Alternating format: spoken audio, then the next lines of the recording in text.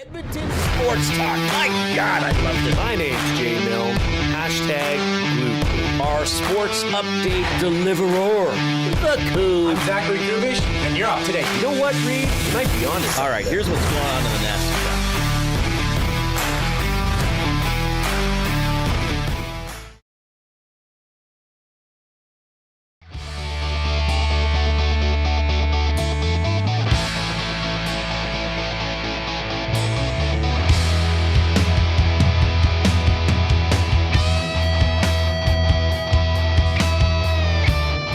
All right, Jason Milne, I have prepared a special activity for you.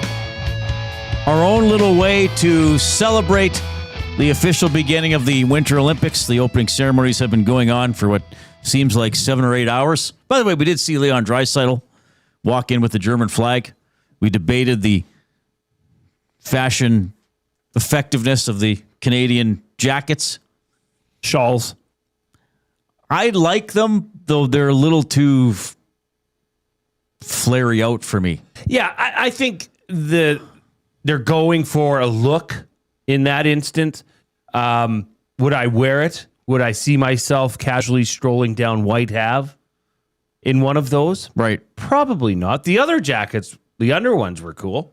Right. Those are probably better than the overall. I didn't mind that they incorporated warmth, brown. they do serve a purpose. Right. We were watching when the United States came in. We thought their outfits were sort of very clean and crisp. Perhaps not overly identifiable as American, though we did like how the flag bearer, he was all in blue. The rest of them were all in white. Yes. So that was kind of neat.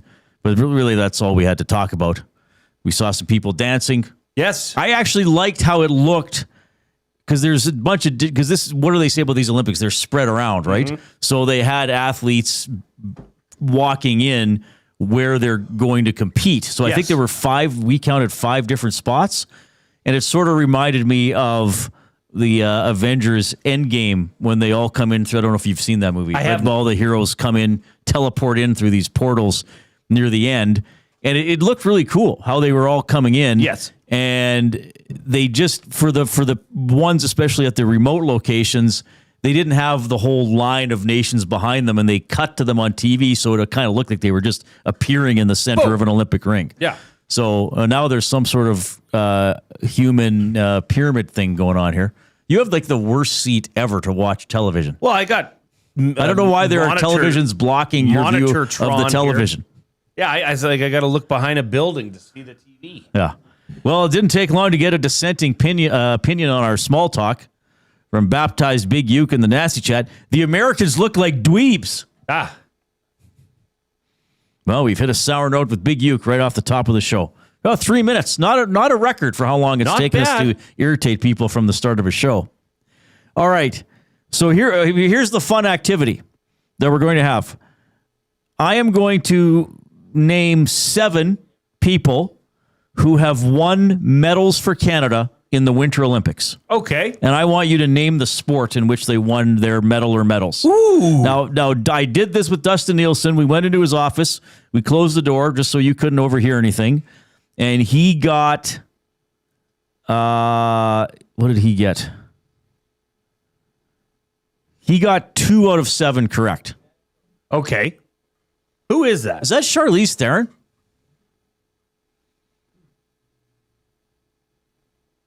It looks like her.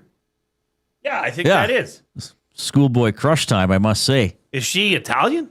No, I think she's South African. Pretty sure she's South African. We should get her on the show. We should do our show from South Africa. With this, yeah. And hopefully I'm sure she's going to walk by at some point. Oh, what's happening here? Yes. Are you guys live? Oh, yeah. Why don't you hop on? Just looking into the camera. Are you live? Is this on?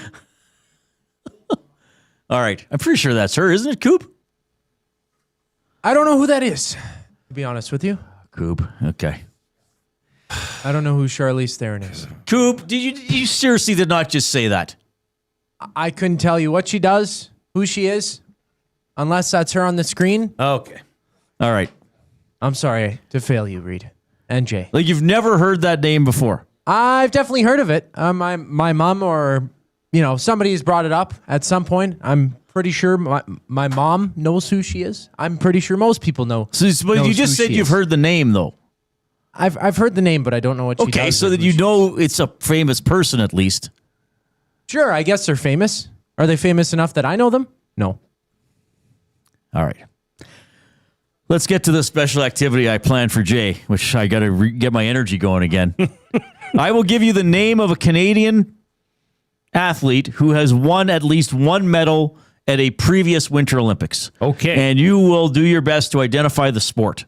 So Dustin, I only ran this by Dustin Nielsen. He got 2 out of 7 correct. Okay? Okay. All right. Ready to begin? Begin. Pierre Lueders. Bobsled. Correct. I know. Oh, I should have some sort of... Here, I can do this. If you say so. Bobsled. All right. Brian Orser. Ooh, I should know this. Oh, by the way, Lueders, gold in 98, silver in 2006. Brian Orser, figure skating. Correct. Silver in both 84 and 88.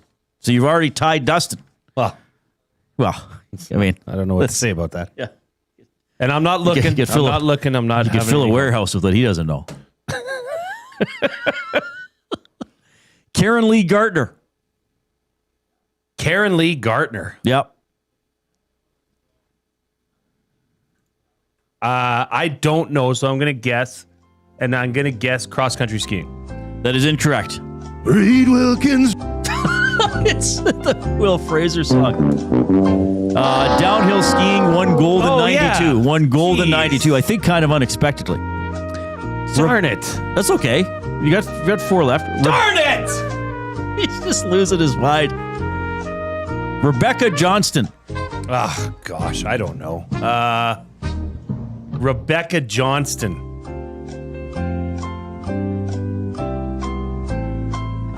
Cross-country skiing. Incorrect. 4-time medalist in women's hockey. Gold in 10, 14, and 22. Silver in 18. Dustin got that one. The two can we shut off the Jeopardy music for this? it's a little bit distracting. The 2 Dustin knew were Brian Orser and Rebecca Johnston. Okay. Or he guessed correctly. Okay, how many do I have left? You got 3 left. Oh, come on, Jay. Varying degrees of difficulty in my mind. Joan McCusker. Gosh darn it. Joan McCusker. This might be the most difficult one. Does anybody in the nasty chat know what sport did Joan McCusker win a medal in for Canada? Is she related to Dave McCusker? No idea. I don't know who Dave McCusker is. Me Is neither. that your buddy from high school? Me neither. I was throwing it out there. He owned a Trans Am. Joan McCusker. Yeah. Joan McCusker. Yeah. What year? Can I have that? Sure. 1998. I can give you hints, though. I'll dock full points. Joan McCusker, 1998. Slalom. Incorrect. Okay, I'll give you a hint for fun. It was a team sport. Well, it still is a team sport. Curling. Curling. She was on Sandra Schmirler's rink. Ah, Schmirler the curler. I'll give you 0.25. Thank you. So you've beaten Dustin. Yes. Though we didn't do this with him. Barbara Ann Scott. Oh, Barbara Ann Scott. Shoot. I know the name. I think we mentioned her in the last week or two for some reason. Barbara Ann Scott. It's either figure skating or skiing, but I'm going to go with figure skating. Absolutely right. Gold medal 1948. Good for you. Yeah, I remember that. And then the final one, and this is why I started this activity, because this athlete came up in a discussion I was having with Ben and Koob about previous Olympians. Okay. Gaetan Boucher. Gaetan Boucher. Who knows this one in the nasty chat? Gaetan Boucher. Speed skating. Yes. Yeah! An incredibly accomplished speed skater. How about this? In silver in 1980, in 1984, a bronze and 2 gold. So in the 1984 Winter Olympics, Canada won 4 medals, the 3 by Boucher and the 1 by Orser. So you did pretty good. Even without the 0.25 for McCusker, you got 4 out of 7. Not bad. Pretty good, buddy. You did pretty well. I remember Boucher. Yeah, I do. That's why, because he was quite a noted. And I think it was outdoors still. Like they just piled up the snow in between the lanes and it was just like, go to it. Pierre Lueders? Yes. Edmontonian. Yeah, Edmontonian. We should try to get him on the show in the next couple We weeks. should. Yeah, see what he's up to. Yeah, maybe we'll do a show from his house. I think he might live in Calgary now. Fine. We can probably track. Well, I guess we could go down Road there. trip. Yeah, road trip. Yeah, the opening ceremonies we have on. This is live, right? The thing about the Olympics in the other time zones. Now I know now they have the little bug up there, so we have it on CBC, the Olympic rings, and it says live. But there's pretty much Olympic programming on all the time. And sometimes you got to wait a minute. Is this live? Did I watch this earlier? If I watched it earlier, do I want to rewatch it? If I didn't watch it earlier, but I know what happened, do I want to watch it? Or have I already seen the highlights of it? But these are indeed the live. We're watching the live feed of the opening ceremony. I think they're going to raise the. And the man. What are they going to put up? The Olympic jacket flag? Is now handing off the flag to a female in an interesting chapeau. In a white outfit. So this is in Cortina, right? The main stadium's in Milan where they've been doing stuff. Piazza de Regoles. I think that looks like false, or they're on Main Street somewhere. Fake. Yeah. I've often wondered how you attach a flag. Well, you're getting to see it. You're getting to see it up close and personal. What would you call that hat? I'd be I don't know. I'd call that a Robin Hood hat. It does look like a Robin Hood hat. I'd be terrible at attaching the flag in a pressure moment like this. I'm clumsy enough as it is. And now Mr. Wilkins will attach the flag 5 minutes later. And we're not sure if this was supposed to be still going on. Anyway. Have they lit the thing? The fire? Have we seen fire? I don't know if they've done the torch yet. If they've lit the what do they call it? Do you remember when... what was it? Was it the Olympics in Vancouver that the torch came across Canada? Yes. And it came through Sherwood Park. My cousin carried it. Well, yeah, I remember I went to Churchill Square and watched it go through Edmonton. Your cousin carried it, eh? Yeah. What did you get, a kilometer? Something. No, it was the little, something like that. Around that? Yeah, on that's Baseline pretty Road cool. in Sherwood Park. Well, and then the opening ceremony was in Vancouver. Didn't they have that malfunction where one of the arms didn't raise for somebody that was supposed to light it? Something like that happened, and then they made fun of it in the closing ceremony. Well, Big Uke is all over this. He said the cauldron's not lit yet. I did not know the Big Uke was an Olympiatorian. That's what you call someone interested in the Olympics. Big time Olympiatorian. An Olympiatorian. Mm-hmm. All right. Well, you know who's going to have a great time keeping us updated on the Olympics? He's here right now to give you your afternoon headlines presented by 100.3 The Bear, Edmonton's best rock. Stream them on iHeart today. This is Chet Palmer with your sports report. Seabirds against the Chowderheads for all the marbles. I'll take Slingin' Sammy over Baby May. Will my brother-in-law cash in? I'll take the under. The halftime show is Bad Bunny. That's what the Roadrunner has been calling Bugs for years. Hey, Jason Milne, is that a stick of Acme Dynamite in your pocket, or are you just happy to see me? Hey, the 5-ring circus is going on in Italy.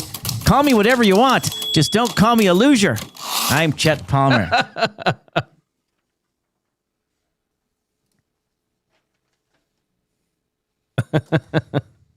A Bad Bunny. Meep, meep. That's a good one. Yeah. But the Roadrunner. Was that Roadrunner? He used to chase Bugs Bunny. Is that accurate? No, Or have I forgot. I think Wile E. Coyote. Who was the Roadrunner? Roadrunner had a long-serving. Okay. issue. So I mixed up the mythology. Well, Chet said Chet mixed up. Well, I proofread it for Elmer him. Fudd. I gave him the go-ahead. no Elmer. Yeah, well, Elmer Fudd had an issue. But with I think Bugs in Bunny. people's heads, they understood Oh, where yeah. Chet was going. It's all the imagery from the Warner Brothers cartoons. Acme. That's funny. Well, because and maybe the Roadrunner is jealous of Bugs. Oh, probably. Right. Probably. I wonder how many. You know, they always say the Ultimate Warrior was played by like several different actors. Was that a conspiracy theory out there? I wonder how many actors played Wile E. Coyote, because that guy died a lot. Right. Yeah, that's a very good point.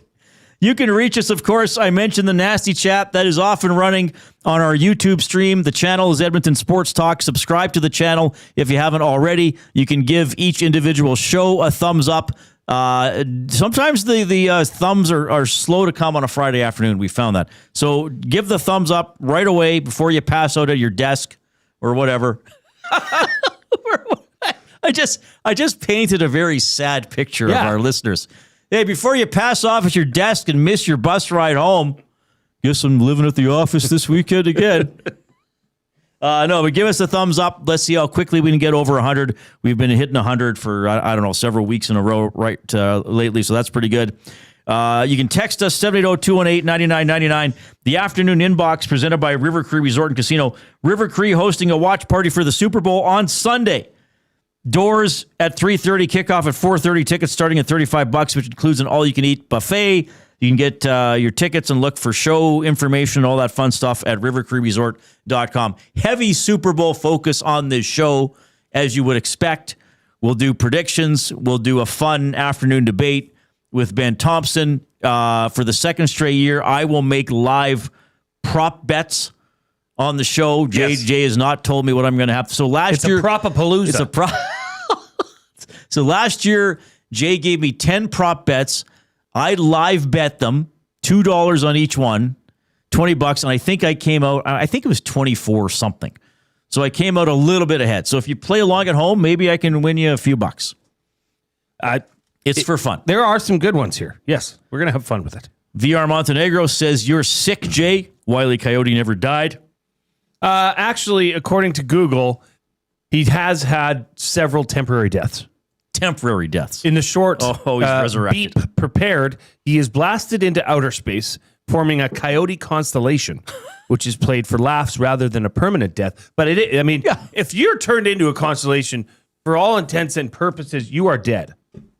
You've died. Well, you've reached some other You've died plane of and existence. Reached a new level. You're in the strata. Yeah. You no longer exist on the physical earthly plane. All right, you can email Reid at EdmontonSportsTalk.com, Jay at EdmontonSportsTalk.com. We'd love your Olympic-themed limericks today or whatever you want to write. We will talk a little bit about the Edmonton Oilers, some rumors around the team. We want to stress some big games coming up for the Edmonton Oil Kings in the next week or so. We'll be having some guests on from the Oil Kings here during the Olympics, so that'll be pretty fun talking to those guys.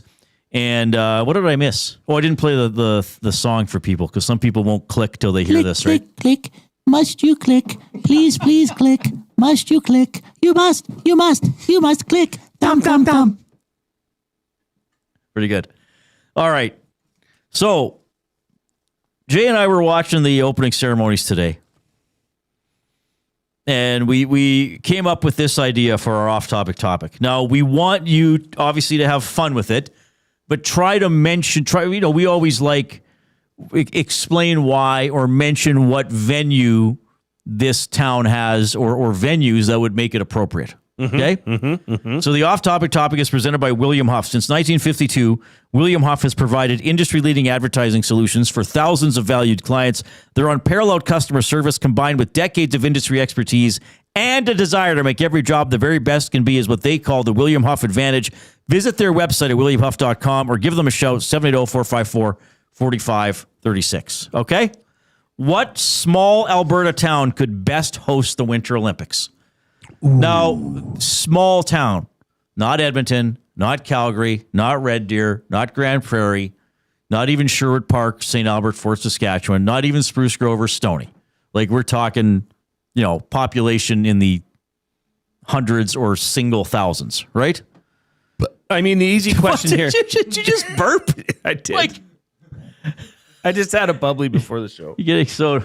I'm so excited I burped. That's actually a good sign. You're so... I burped at the old studio once on air, but I immediately acknowledged it. You were going to try to just slide it in. You were just going to try to be like, oh, no, maybe no one noticed. Hey, can we... Maybe no one noticed. Or we should cut that cube and play it over and over again and beat it to death. Just Jay's the burp? Burp. Yeah. I'll get the burp right now.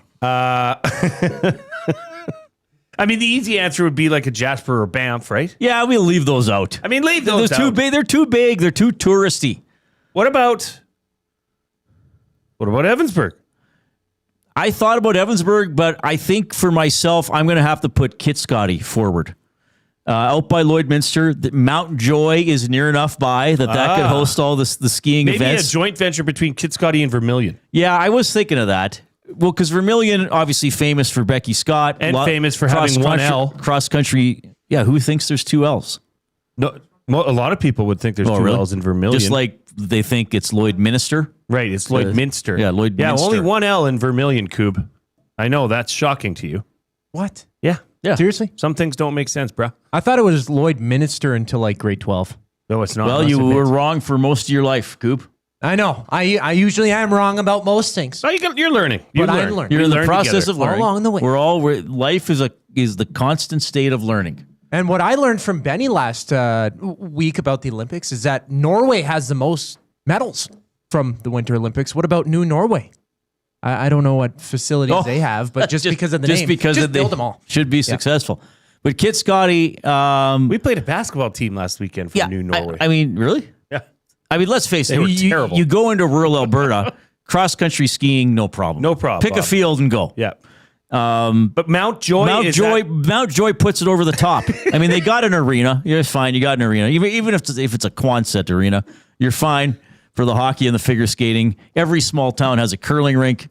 Even if it's only 2 sheets of ice, you can hold the curling.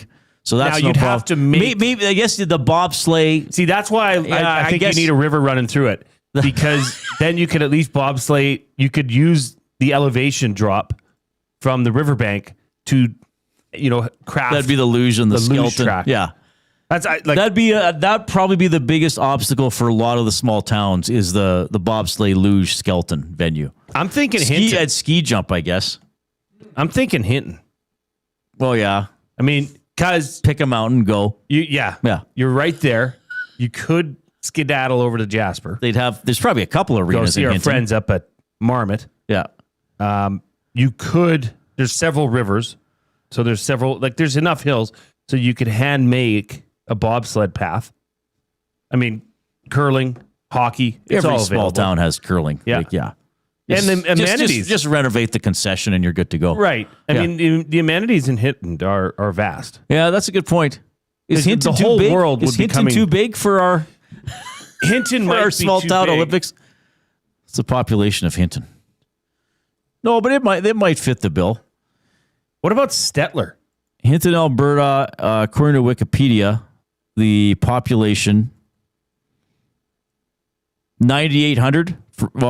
So the latest estimate from 2002 is over 10,000. So Hinton is borderline too big, but a good selection for sure.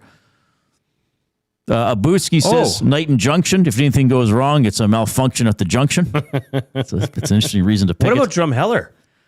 Drumheller? Oh, because you could bobsleigh through the hoodoos. Yes.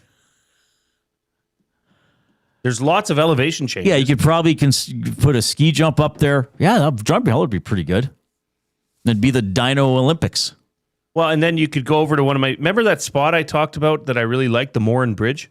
It's just outside of Drumheller. So you could use the Red Deer River. I think we're on to something. Here. I think Alberta's several small towns could host. So let us know what Alberta small town could best host the Winter Olympics. 780-218-9999. That's the River Cree Resort and Casino inbox. Post in the Nasty Chat on YouTube. And again, if you're watching on YouTube and you have not already clicked the thumbs up button, please do so. Once you click the thumbs up button, then click the button and send the show link off to other people. Encourage them to take part in our incredible community. Okay. We're having fun already. We're going to have more fun. Ben Thomson has cooked up something Olympic themed for us. We're not sure exactly what it is, but we know Benny either gives us the blind rankings or a keep 3, cut 5, or whatever it's called. He's up next. That'll be our afternoon debate for Edmonton Garrison.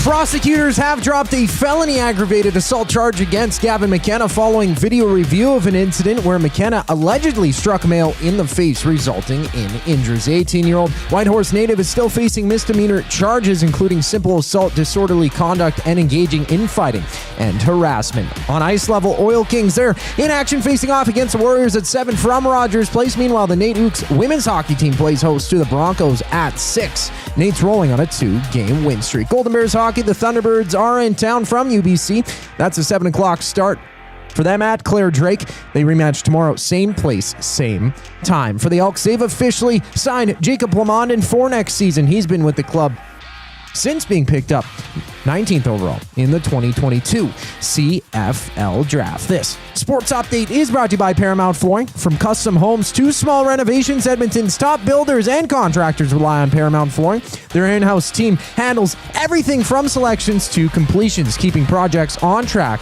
and on time. Visit their showroom open 7 days a week or find them at paramountflooring.ca. Ben Thomson checks in next on the Reid Wilkins Show. I'm Zachary Kubish, and you're up to date. 2 guys and a goalie. Connor Ingram should start 2 of every 3 games the rest of the way, hired or fired. Ooh, that's a good one. It is, isn't it? I'd say 3 of 5, because 2 of 3 would be 4 of 6. I'm going to hire it. Yeah. I'm going to hire it because let's see. I think his style fits how the Edmonton Oilers play. I think so too. Yeah. At least the best of that we've seen from these other guys. 2 guys and a goalie, presented by GS Construction. Tuesday and Thursday afternoons at noon, only on Edmonton Sports Talk, your clear choice for Edmonton sports. We have what you're looking for.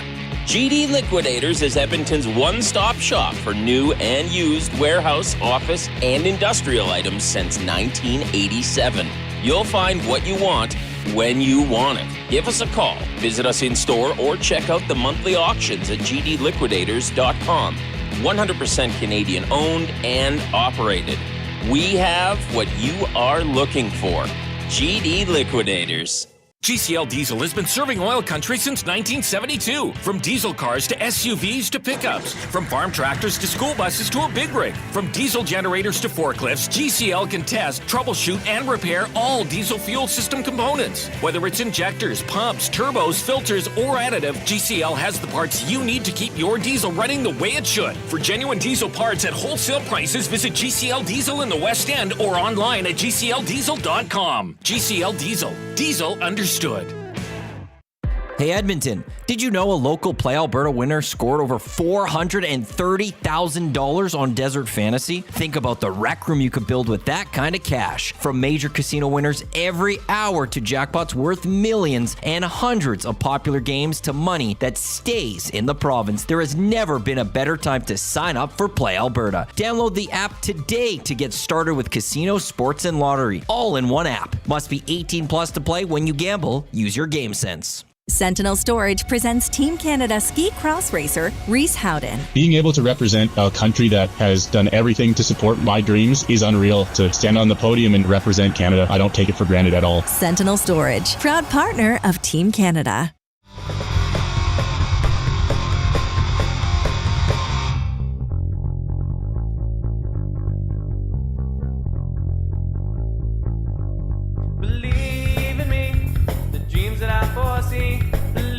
So we have an interesting nomination here for a small Alberta town that could host the Winter Olympics. That's our off-topic topic for William Huff. Quinn Phillips posting in the nasty chat. Kalmar, hometown of Rod Phillips, has a curling facility. They could get Wizard Lake nice and frozen up for speed skating. Yes. But then she adds an LOL, so I don't know how serious a nomination that is. You could also you could also use the Thorhild Arena. Kalmar has a burger barn. So there's where that's the athletes' village. You just build the athletes' village around the burger barn. That's just the village. Put a few bunk beds. Yeah. In a temporary Great Chinese facility. restaurant there. Yeah. And they don't have a BP, so this would totally classify as a small town. Yes. Yeah. That was our. That's what determines our level for Yeah. We did something else with that, and you couldn't have a BP. Hey, I didn't know that Stranger Things had collaborated with the Olympics. This lighting of the cauldron or whatever is looks interesting. Very red. A lot of red. There was a gentleman carrying the Olympic torch into the facility who looked like he'd sooner be anywhere else. And then I don't know if he was still had it. And I don't know. Like we're watching without sound, everybody. So I realize some people are watching us and watching the Olympics, and it could be Italy's most famous person. So sorry, we don't know all that, but. Then there was a very slow rising sort of lift taking, I think it was the young woman that wound up lighting this big donut shaped object that then lit up and became quite, as you said, quite scary looking. Evil. Yeah. I did mean to say Thorsby, not Thorhild. That's the second time I've done this on this show. Oh, really? Yep. Well, I didn't catch it. Well, my ears are still shattered from your burp. 780-218-9999 is the River Cree Resort and Casino inbox. And, of course, we are coming to you from the Canadian Brewhouse studio. Join the Super Bowl watch party on Sunday at the Canadian Brewhouse. Enter to win a Lombardi trophy. Enjoy $1 off Bud tankards and $9.99 two-topping 8-inch pizzas. The Canadian Brewhouse, our house, is your house. All right, and we are joined in the Canadian Brewhouse studio by our friend and colleague, Ben Thomson. Ben, how are you? I'm great, Reid. How are you? Yeah, I'm doing great. So, you ready for the Olympics? How do you feel? Are you excited about the Olympics? You like the Olympics? You're going to watch a lot of Olympics? I'm going to watch a lot of the Olympics. I like Olympics a lot, and I can't wait to watch it. I remember the first Olympics I ever Are you really... on fast forward? I remember What just happened? the first Olympics I ever watched a lot of, and I can remember watching and being excited about it, was the 1984 Summer Olympics in Los Angeles. So I'm 10. I'm off school. Like, I didn't have my summer job yet in the Evansburg coal mine. And the time zone is, 1 hour off. I was just like, it is sports all day. I probably could have named every Canadian swimmer and like everything. It was like peak sports viewing for 10-year-old Reid Wilkins. I would have to say the 92 Olympics, was that Albertville? Yes, that's the Peter Draisaitl penalty shot. Or That's shootout attempt. probably the one I remember. Like, I don't really remember the 88 Olympics other than the Petro-Canada awesome glassware. Oh, right. That came out of it. I think my parents still have. Wow. But I think the Albertville Olympics was the first one that I would remember enjoying. This is going to be my first real Olympics where I try to pay attention to all the sports. Honestly, I the only sport that I cared about growing up was hockey. So I just watched whenever the NHLers were in there. What was that 2018 when they weren't? No NHL in the last I didn't watch any of the Olympics that year. Get yourself some speed skating in you. Yeah. You won't regret it. And it's interesting because I just gave that list to Jay. I was having him guess the sport of Canadian Winter Olympic medalists. Mm-hmm. And you and I and Koob were sitting around. And in 1984, 2 people won Olympic medals for Canada. Yeah. Gaetan Boucher and Brian Orser. Boucher happened to win 3. Now, we're not necessarily at the top all the time, but we're way better both summer and winter than we used to be. Like, I can remember back in the Summer Olympics, like, well, a Canadian finished 8th. What an achievement. And we're kind of like, well, is it? Yeah. And even in the Winter Olympics, we've gotten a lot better. Now, there have been some sports added, like all the freestyle stuff and the moguls that, we're good at. Ski dancing was deleted as well. It also was deleted. But there were, the days of, we might have a medal. We're probably going to average a medal a day. Didn't it say we had 22 last time? Sure. So, there's going to be a lot of medalists. Like, I can remember as a kid, it's like, oh, we're halfway through and we got 1 bronze. Yes. Yes. So we are a better sporting nation than we used to be. Yeah, on the I never knew international that. stage. I always thought Canada was pretty good. Yeah, I didn't know. Traditionally, we stink, given our size. That's actually a good point. Yeah. Yeah. All right. So you're here. I'm here. And you're here for the afternoon debate for Edmonton Garrison. Shake off the rust and get ready for golf season at the Garrison. You could golf. You could almost dinner theater district. A lot of exposed grass. Yes. Then still a lot of We snow. should make a putt-putt course in the office.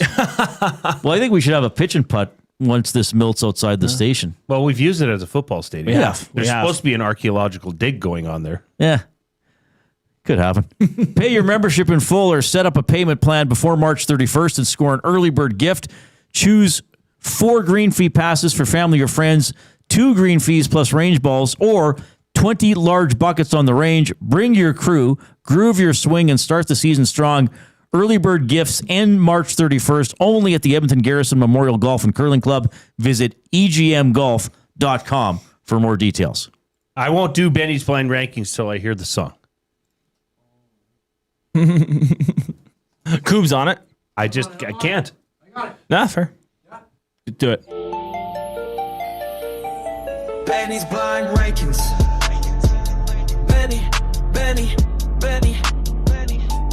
Benny's blind rankings. That's the entire song. Leaves a lot to be desired. Well, it's Short and sweet. Sets it up, I guess. Serves an appropriate intro. All right. What are we doing today, Ben? Okay, I'm going to lay out the scenario. All right. We're going to do a keep 3, cut 5. Okay. All right. You're hosting Super Bowl Sunday to watch the game at your place. You're going to keep 3, cut 5 celebrities you'd want to watch the game with. Oh, so they come to my house. Yes, they come to your house. So Jay and I are doing separate lists. Yes. Okay. Yes. This is awesome.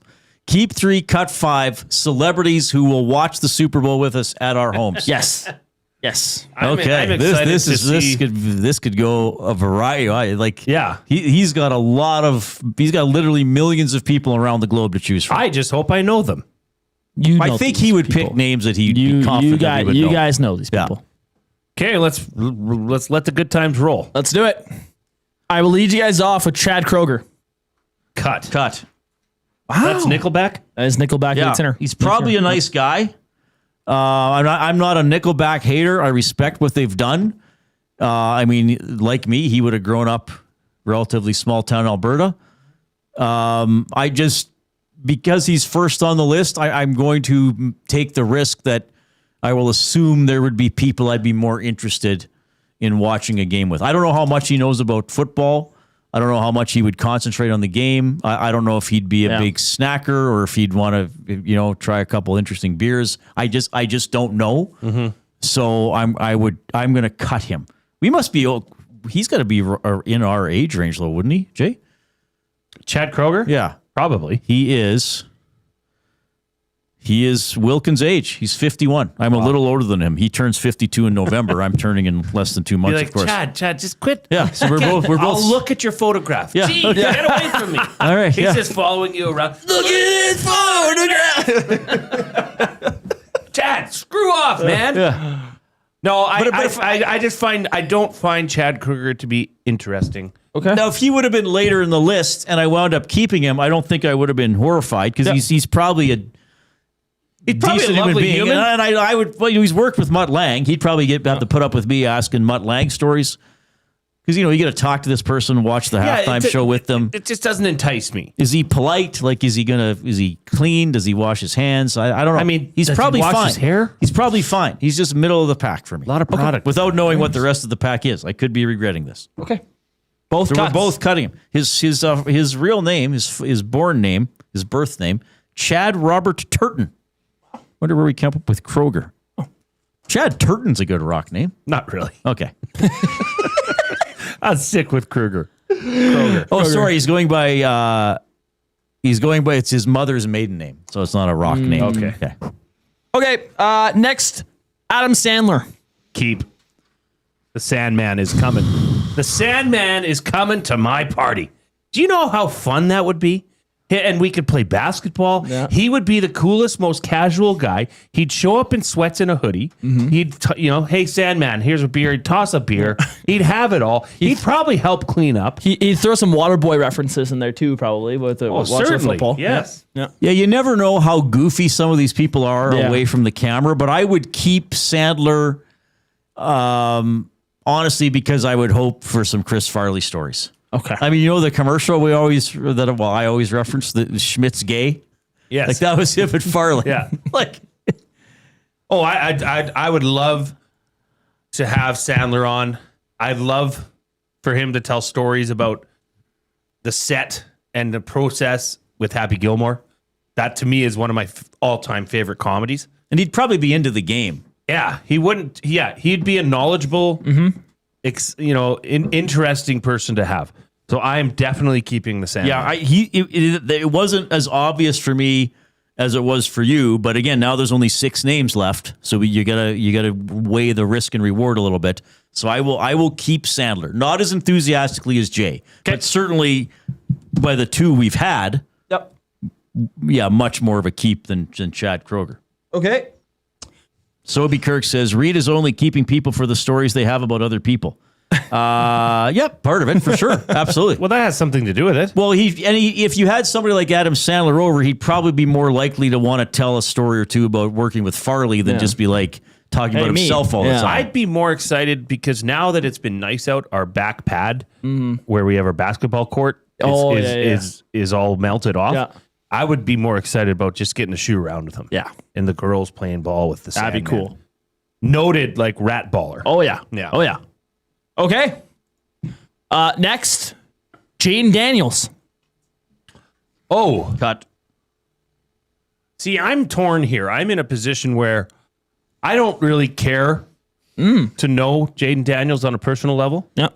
I mean, I'm cutting. Wow. Yeah. Your own quarterback. Yeah, I don't want to know him that well. Okay. Because I want to be able to get mad and yell at him without any feelings being attached to it. Okay. I don't want a personal relationship with the starting quarterback of the team that I root And how for. into the game is he going to be? He's probably not going to want to sit there and be like, hey, Jaden, Jaden, what do you see on that play? Yeah. And he's like, dude, I'm on holidays. Like, come on, man. Like, I see, like, Jaden, you wouldn't be able to get him off his phone. And I don't know enough about his personality to know what we would talk He'd be about otherwise. Insta-booking the whole time. Now, again, there's nobody you've said so far that I would have been horrified on, though, if they would have wound up as a late round keep. Yep. By a forced keep, so to speak. You know what I mean? Yep. I got you. So you I'd be more interested in knowing about Jaden Daniels' LSU time than with the Commanders. But still, it just doesn't move the needle enough for me. Okay. That's interesting, Jay. I thought you'd keep him. No, I thought so too. I need a distance. I need to keep a distance. Fair. All right. Yeah. I like your reasoning. Yep. Okay, so you guys have both kept Adam Sandler and both have cut Chad Kroger and Jaden Daniels. Yes. Next is Simon Cowell. Oh, huge cut. I think he's a pompous ass. I would have no interest in talking to him or getting to know him. I know it's an act, but I really, he does nothing for me, and I don't like those types of shows. See, okay, I like we are a big American Idol family. Oh, okay. We've watched American Idol. The girls love American Idol. Yeah. And I must say, American Idol has gotten better over time. Yeah. Like they don't spend as much time on the idiots. They spend more time on the stories. Yeah. Which are really cool. Simon Cowell's no longer along with it. I'm close here. Like this surprisingly to you probably, Reid. I think Simon Cowell would at least, like, love him or hate him, have things to say.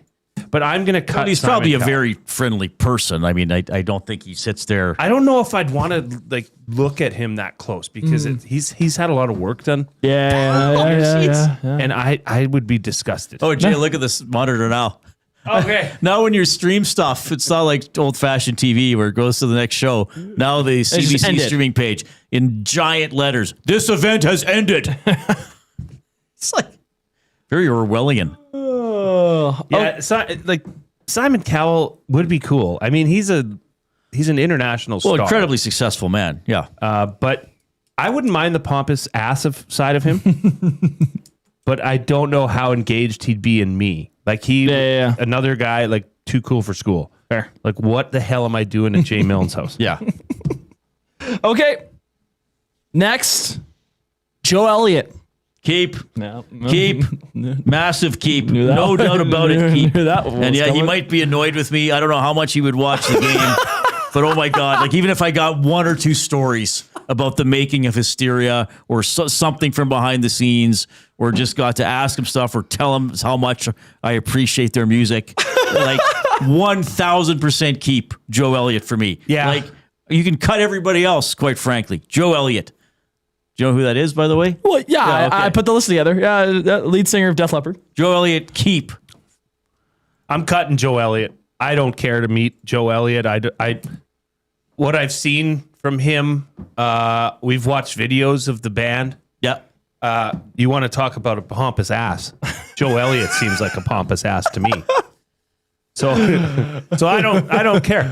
I don't have any desire to meet Joe Elliott of Def Leppard. Sorry, Reid. Yeah, Reid's fired up. I don't care. It's your list. I don't care. It's your list. That would be like Reid would cut everybody. Yes. Well, maybe there's who knows. Who knows? He might be bringing the hammer with some people he knows that you or I are really. He'd have really great into. stories though, Joe Elliott. Oh yeah. But and see, he loves talking about music, so I don't know if he'd be annoyed if I were like, "Dude, why'd you write this lyric?" he'd have a story. He would be annoyed. I saw this video of him telling a story that when he was a kid, he's like 12 or 13, and he's got his summer job or his part-time job, and he had enough money to go buy his first album that he was like buying on his own.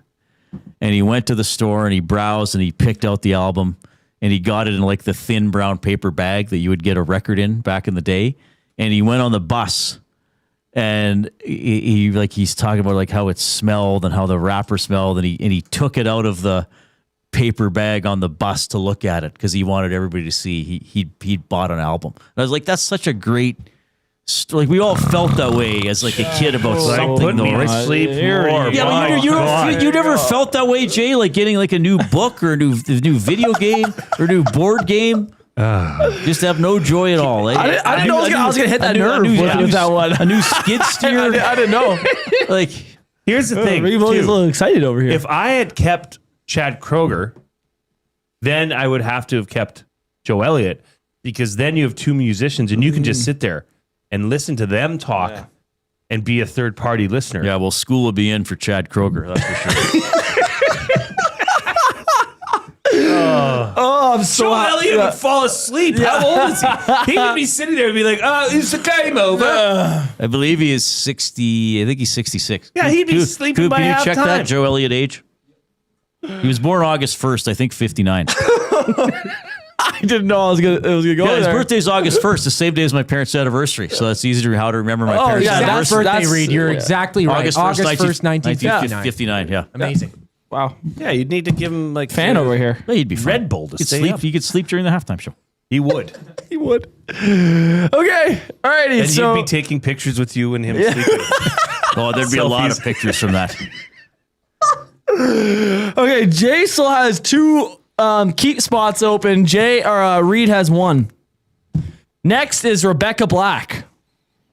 I don't know who that is. Therefore, I will cut. Friday.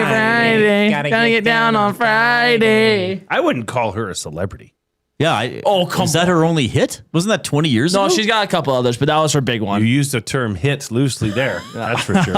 No, it was pretty big. I got to cut Rebecca Black. I'm also cutting Rebecca Black. Because I don't really know much. Like, I have no desire to talk. Like, isn't she 12? She's not 12. No. Well, I honestly don't know anything about her, so I can't keep somebody I don't know anything about. By the way, we're halfway to 100 thumbs. If you have not given us the thumbs up on YouTube, get in there and do it now. She's 28. Yeah, like that's almost illegal. I'm 23. This is my house, though.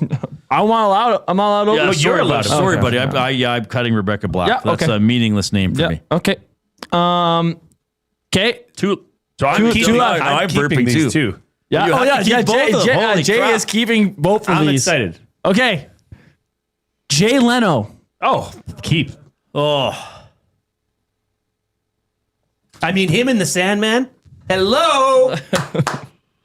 Think of, you could talk cars with Jay Leno. I might get boxed in here with somebody awful at the end because I know what a little imp you are, Benny. So no, see, you're not keeping Jay Leno. I'm not keeping Jay Leno. What? Give me a break. Not oh if my hey, gosh. Letterman could be next. I'm cutting Jay Leno. What's your problem with Jay Leno? I never found him that funny. Do you not like people with he big was chins? underhanded about the whole Tonight Show thing. I don't think he's nearly as funny as a lot of other people. Well, pretty much anybody who did late night. And yeah, I don't know what I would really talk to him about. I'm not. I just think the comedic side of him, his love for cars. We could talk cars. Yeah. Muscle cars. He would be handy out at the acreage. Like at halftime, we could probably go do. Well, some you got to go work. put him to work. Yeah. So I don't mind keeping Mr. Jay Leno. Yeah, I'm not a Leno guy. Alrighty. I gambled here, and I think Benny did this because I think he probably thought I was going to keep Leno, and he's put another Joe Elliott level Wilkins favorite person at the end. Oh, and I think I've outsmarted him. and I'm going to get Joe Elliott and another one of my all-time favorites. You guys are both keeping this final celebrity, and that final celebrity is Pauly Shore. Oh, God. Well, I'm going to vomit. Oh, God. Once again, I'm surprised you know who Pauly Shore is. Yeah, I didn't. Matawanek gave me that one.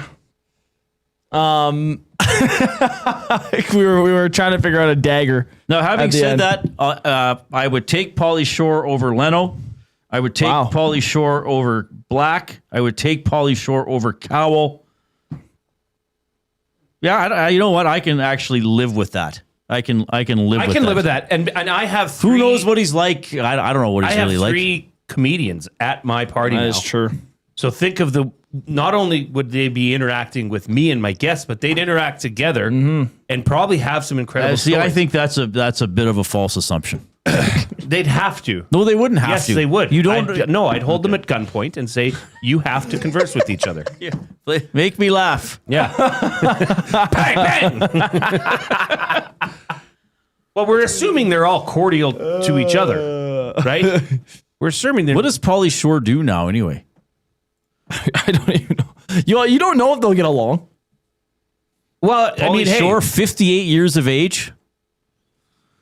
He in 2003 he did a film. Pauly Shore is Dead. I don't know what he's doing now. Yeah, he dubbed the voice of Pinocchio in some that makes sense. Animated Russian film. Well, he's a stand-up comic. He might be interesting. He's in Phoenix next weekend. Oh, wow. Doing a stand-up racket. A week before He's in Vegas, Cincinnati, Dayton, Columbus, Toledo, Omaha. He's a touring comedian. So he might be interesting, like to life on the road. You're just busting your butt. And then he's in, holy smokes, he's got a lot of He's dates. in Sherwood Park watching the Super Bowl. He's in Halifax. Yeah, I can actually live with that. But I mean, really, I got Joe Elliott, so I'm not really sure what else needs to be discussed here. Thank you for putting someone from Def Leppard on. I thought. Now, how come you placed him in that order? Because you must have known I would still have him as a keep. Well, my thought process was, okay, they're going to take one of Chad Kroger or Adam Sandler. And then I'm like, okay, I'm going to give Jay his guy and Jane Daniels. But he said no. I know. We threw you for a loop. Which shocked me. And then I'm going to give Reid his guy and Joe Elliott. And then they're going to come back and they're waiting for that final one to get that keep spot. And then they're going to get Pauly Shore. That was my thought process. Well, you more or less were right, even though you didn't get it exactly the lists. Ben, great work. What's your Super Bowl prediction? I had the Seattle Seahawks winning 28-17. 28-17 Seahawks. Yes. All right. And who's on Hello Hockey tomorrow? We have Darsh, the Islanders GM. Matthew Darsh. Matthew Darsh. So he knows Belsey pretty well, I'm pretty sure. So he'll be on Hello Hockey tomorrow morning. All right. Great work, buddy. This was fun. Yeah, thanks for having me. Jay's play of the day. List, yeah. Jay's play of the day. Guess what game it's related to? That's coming up. What?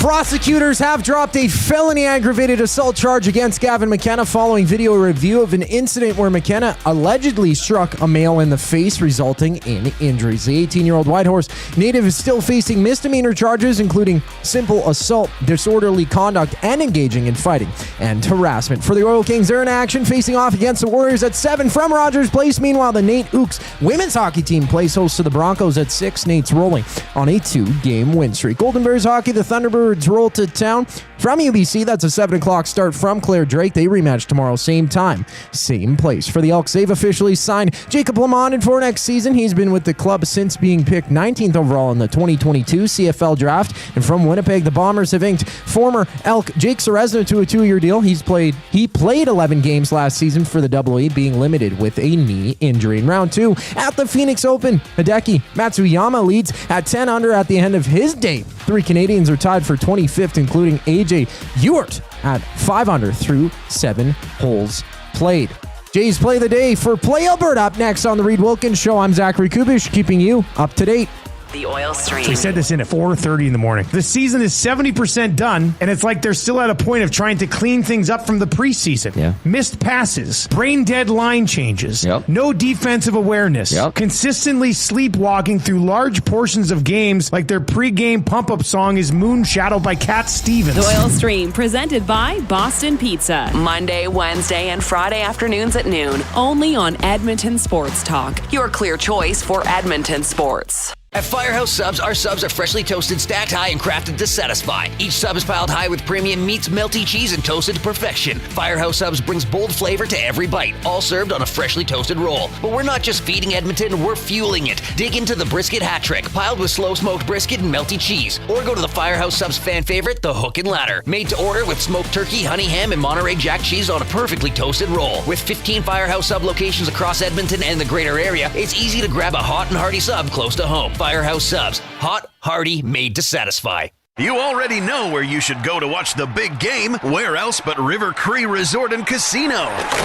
Come out to the venue for the massive football watch party on February 8th. Doors open at 3:30 with kickoff at 4:30. Your $35 ticket includes reserved seating and an all-you-can-eat buffet. Or sit in a premium black leather throne of comfort with the VIP lounge package, just $70 a seat. Don't miss out on the football action. Buy your tickets now at rivercreeresort.com. Must be 18 plus. Real fans don't stroll in at puck drop. They claim territory. They study the screens. They get into their spot, which is why this matters. The Canadian Brewhouse now has happy hour. Brand new, tons of options, and the good stuff like our 8-inch 2-topping RCM pizza and our signature Caesar. Monday to Saturday, 2 till 6 p.m. starting at $3.99. That's more than enough reason to come early. New happy hour at the Canadian Brewhouse. If you're serious about game day, we'll see you for happy hour. Looking for flooring? Paramount Flooring has it all. Sales, service, and expert installation with options for every style and budget. Open 7 days a week. We've got you covered. Quick delivery and in-stock deals. Plus, EST listeners get 10% off. Visit ParamountFlooring.ca today.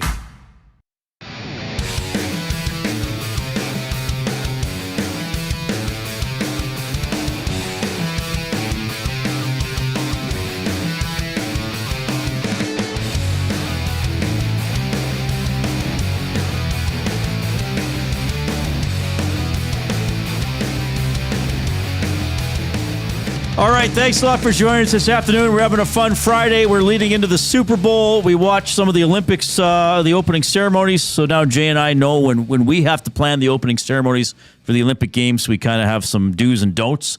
So that'll be good for that.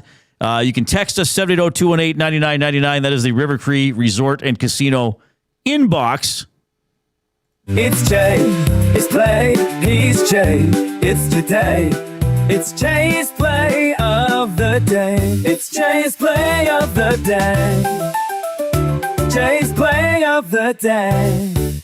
Presented by Play Alberta. It's time to turn up the fun with the all-new Play Alberta app, your digital destination for casino, live dealers, lottery, instants, and, of course, sports betting. Now, I'm going to tease something here. If you are able to, wherever you are, I realize some of you may be at work, and perhaps this might be discouraged at your work. It certainly isn't here. You may want to have the Play Alberta website or app open for the segment we have coming up after 4 o'clock. Because Jay is going to give me, I'm going to make prop bets on the fly. Jay's going to give me 10 of the prop bets that are on Play Alberta for the Super Bowl, and I'm going to bet them live, and then we'll see how I did on Monday. Last year, I think I won 6 out of 10 and came out, I think, with $25 off the 20 I bet.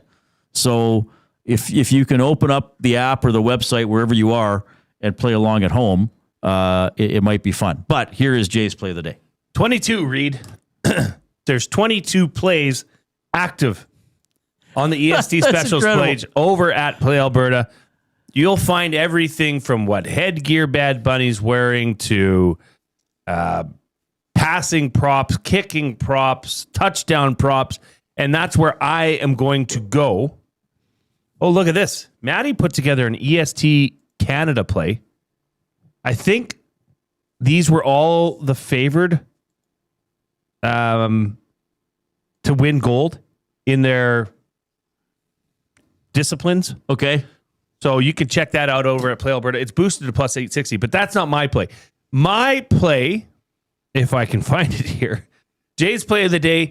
Look, Jackson Smith and Jigba. That's been a topic of conversation.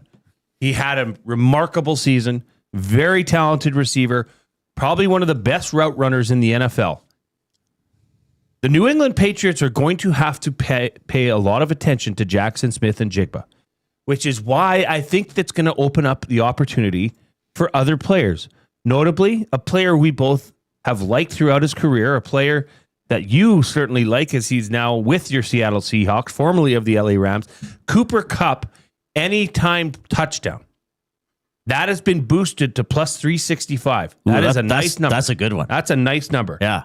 That's sprinkle, tinkle, dinkle, all over it. So head on over to playalberta.ca, click on sports, click on ESC specials. You'll see Jay's play of the day. It's closer to the bottom. Cooper Kupp, anytime touchdown, boosted to plus 365. And always remember to use your game sense. It's Jay, it's play, he's Jay, it's today. It's Jay's play of the day. It's Jay's play of the day.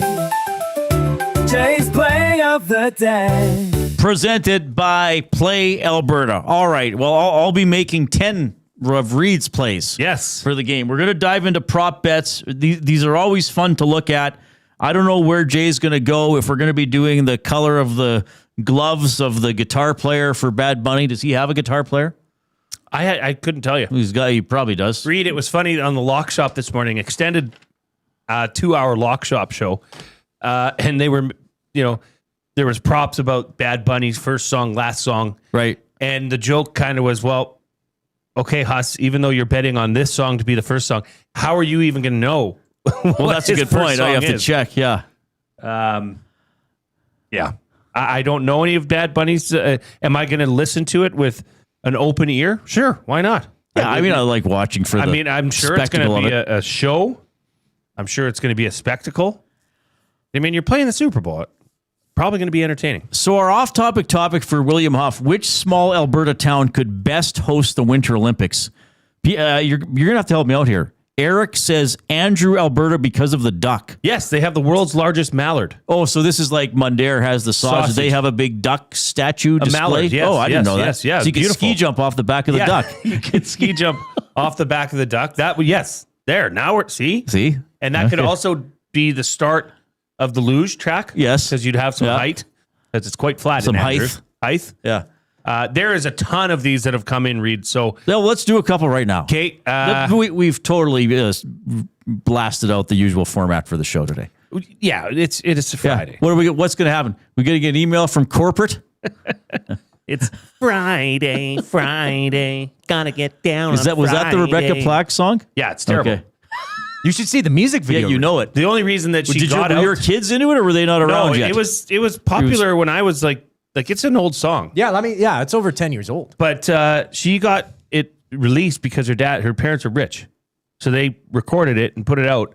And the only reason it blew up is because it was so bad.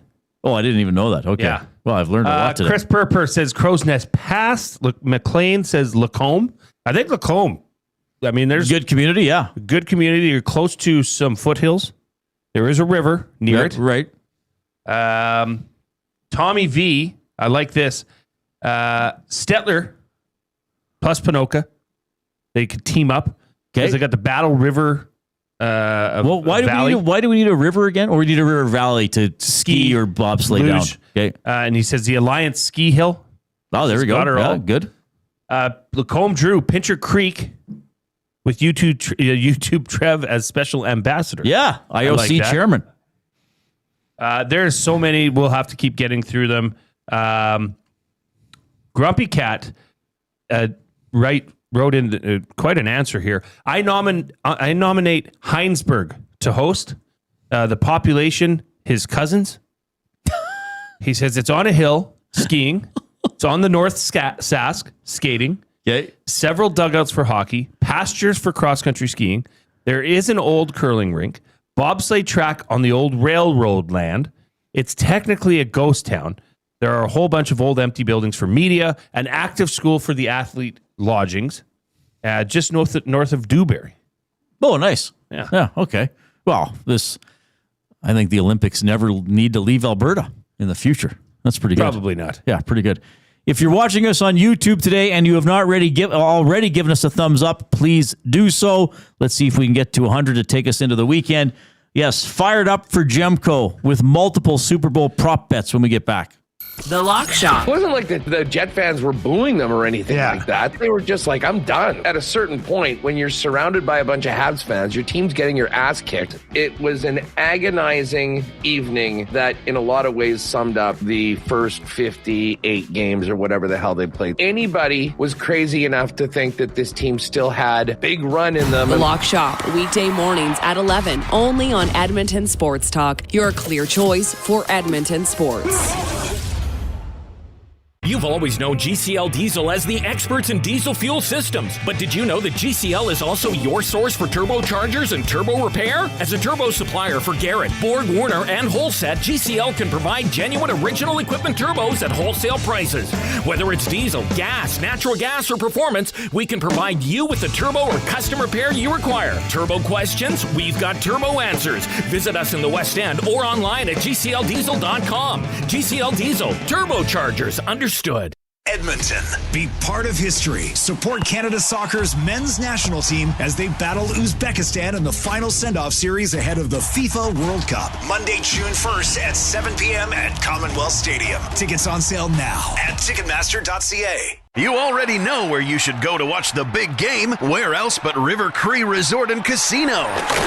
Come out to the venue for the massive football watch party on February 8th. Doors open at 3:30 with kickoff at 4:30. Your $35 ticket includes reserved seating and an all-you-can-eat buffet. Or sit in a premium black leather throne of comfort with the VIP lounge package, just $70 a seat. Don't miss out on the football action. Buy your tickets now at rivercreeresort.com. Must be 18 plus. Time for a new career in 2026? Or maybe your kid is still pondering their path. Good news! Weiss Johnson is hiring. It's Dennis, and not only are we hiring for heating and air conditioning, we're also looking for experienced plumbers and gas fitters. With the growth in residential development, there's no shortage of opportunities at Weiss Johnson. Choose your path with us. Learn from one of the industry leaders, and we will grow together. Receive great benefits and school reimbursement as well. Visit weiss-johnson.com today.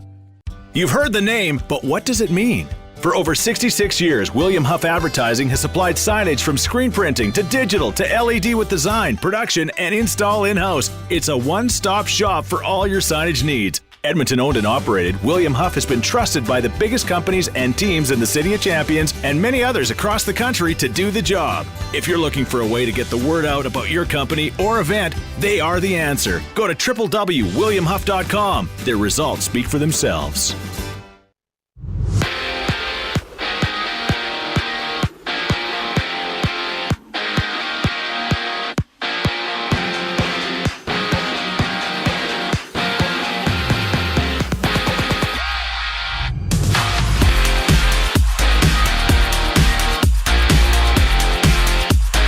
Prosecutors have dropped a felony aggravated assault charge against Gavin McKenna following video review of an incident where McKenna allegedly struck a male in the face, resulting in injuries. The 18-year-old Whitehorse native is still facing misdemeanor charges, including simple assault, disorderly conduct, and engaging in fighting and harassment. And the Oil Kings are in action. They face off against the Warriors at 7 from Rogers Place. Meanwhile, the Nate Ooks women's hockey team plays host to the Broncos at 6. Nate's rolling on a 2-game win streak. Golden Bears hockey, it's the Thunderbirds in town. 7 o'clock start for that one at Claire Drake. They rematch tomorrow, same place, same time. For the Elks, they've officially signed Jacob Lemon for next season. He's been with the club since 2022. From Winnipeg, the Bombers have inked former Elk Jake Seresna to a 2-year deal. He played 11 games for the Double E last year, being limited with a knee injury. In round 2 at the Phoenix Open, Ryo Hetsu Hisa Sune and Hideki Matsuyama lead at 10 under. Matsuyama through 18, Hitsosune through 16, and 3 Canadians were tied for 27th, including AJ Ewart at 5 under. I'm Zachary Kubish. That was your Sports Update. Hour 2 of the Reid Wilkins Show starts right now.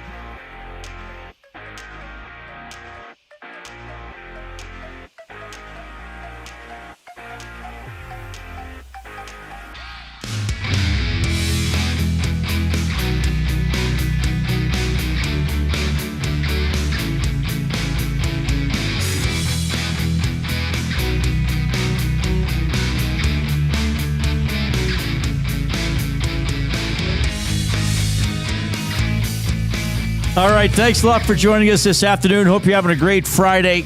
He is Jason Milne. I am Reid Wilkins. Zach Kubish is at the technical desk. So we were giving Kub a hard time that he didn't know who Charlize Theron was. Now, look, we give Kub a hard time. Sometimes he gives us a hard time. Sure. That's the nature of the office. And then Kub retorted during the commercial break saying, like, well, Reid, do you know who this person is? Now, who was it? Penguin Devo? It's called Penguins Zero. Okay. He also goes by Charlie. No, he's a Twitcher. Yeah, a Twitch streamer. Is he a tweaker or a Twitcher? He twitches. He might tweak. So he's on once in a while. Twitch. Yeah. Now, I would think, though, I know what you're trying to unk me. You were trying to unk me. Maybe a little bit. Oh, I bet you Reid's never heard of anything after 1992. Yeah, I was trying to stump the unk. What's this But person's name? having said His that, name is Charlie. Just search up Charlie. I Twitch think it would be or relatively. Penguin Zero. I think it would be relatively uncommon for a general member of the public to have heard of a Twitch streamer. Do you know who Ninja is? Yes, I've heard the name because I've heard you guys talking about Ninja. Sure. Okay. Yeah. I don't know. I don't know the full thing. So, like, you can't. If you want to unk us, then you have to be like, name a Drake song. I can't. Mama, I'm coming home or something like that. That's probably close to one of his songs. Yeah. Doesn't he have one? I'm home. I'm almost home. Wasn't that the kid in Degrassi? He was the guy in Degrassi. Yeah, you're right. That's yeah. That's showing. What's Drake's name again? Aubrey Keane. Aubrey Graham. So, like, if you want to unk me, then yes. Do I know a Drake song? Can I name a bunch? Do I know a bunch of? I actually do know a little bit about The Weeknd. You do, but so that's like now I have to teach him how to unk us, Jay. So, but I don't think you're unking me if you say something very niche. Okay. Yeah. Like Charlize Theron, I would say would be one of the biggest actresses of the last 30 years. 20, 25, whenever late 90s, she was in 2 Days in the Valley. I remember that. She's up there. She's huge. She's an international She's superstar. an international star. Like, so here's the thing. I have a relatively niche hobby is that I'm into board games, which I do talk about sometimes. But I'm not going to be like, hey, Koob, who's Eric Lang? Oh, yeah, he designed Marvel United and Cthulhu Death May Die. You don't even know that? No, I realize it's a niche thing. Okay, so I don't think you're unking us. Yeah, no, I don't think you're unking us. By saying that we don't know the name of a Twitch streamer. Now, like if you're like, hey, Reid, you don't know, like you can only name one song by whoever. What's a popular band right now? Like Sabrina Carpenter. Like Gordy and the Guffaws. I think they're a big band, right? Yeah. I only know the one hit. Okay, so you'd be unking me. Okay, yeah. Well, in my defense, he has nearly 18 million subscribers on YouTube. Almost every one of his videos get over 1 million views. Almost everyone. Now, I know that 1 million isn't a lot of people in the whole scope of things, but all right, it's the first thing that came to mind. Would your parents know who Penguin Zero is? They'd look at me funny. Right. Would your parents know who Charlize Theron is? Yes. I'm just wondering if you have a case on you, Jay, so I could rest it. Oh. Mic drop. You got me there, Reid. Oh, God, I love you, Coop. I don't know if you've learned this about me, Coop. I love arguing. Oh, I know you do. Yeah, you and Maddie, like, to have you two on a show, that would be the dream show, where you guys have to pick a stance and just sit there. That might be... yeah, or if it just happens organically with something like this. That's pretty fun, too. I do. Okay, well, let's potentially really make me look foolish here, though we won't know until Monday for sure. We're going to get fired up for Gemco Fireplaces, proudly serving Edmonton area for 45 years. The authorized dealer for Napoleon Fireplaces. Whether it's gas or wood burning, look no further than Canadian-made Napoleon Fireplaces. All the Napoleon products you need are available at Gemco, 9281 50th Street. Okay, we did this last year. We're going to call it the Reid Wilkins Propapalooza. So I've looked into 10 different prop bets. 7 prop bets and 3 player specials. Okay? So if you want to follow along at home and essentially ride with Reid, you can head over to playalberta.ca. And on the left side, you will see it says big game specials. Okay, so I'm clicking there. Okay. And then click on big game specials. So click on more. Okay. And then click on novelty specials. So that's where we're starting. That's where we're starting, baby. Okay. So I'm going to give you an option on the first one. You can either take the opening coin toss, who will win the coin toss, or the coin toss specials. So the difference with the opening coin toss, heads or tails, okay? Who will win the coin toss? Obviously, either Seattle or New England. But in the coin toss specials, you can combine who will win the toss and who will win the game, and it'll give you better boosted odds. So if you're on the Seahawks, right, Reid? Yeah. You might as well combine it and take the coin toss special. Okay, so I'm going to take Patriots win toss, Seahawks win game. So Patriots win toss, Seahawks win game. That's plus 185. So mine is 2.85 to 1, so I am betting $2 on this. I'm doing this live. I'm just betting $2. You can bet whatever you want, but use your game. So I'm going to bet a total $20. We'll see if we can come and out you're ahead. keeping track of this. Yes. Well, plus I'll have it all online, but for now I'm going to keep track of it too. So that's a $2 bet. If I won it, I'd win $5.70. Okay. We got to go to the Gatorade. Right below it, color of first Gatorade. I like how they declare first Gatorade poured on winning head coach. Now, I've missed it, but I don't know that I've seen multiple Gatorades poured on coaches. But I guess they got to color their butts, just in case. The color of the first. Well, I think sometimes they do it like when they start to kneel down, and then they do it again at the final whistle. Say if a team's ahead late. So oddly enough, there's quite an array of odds here. Blue is the favorite, but it's plus 200. Orange plus 250. Yellow, lime, or green plus 260.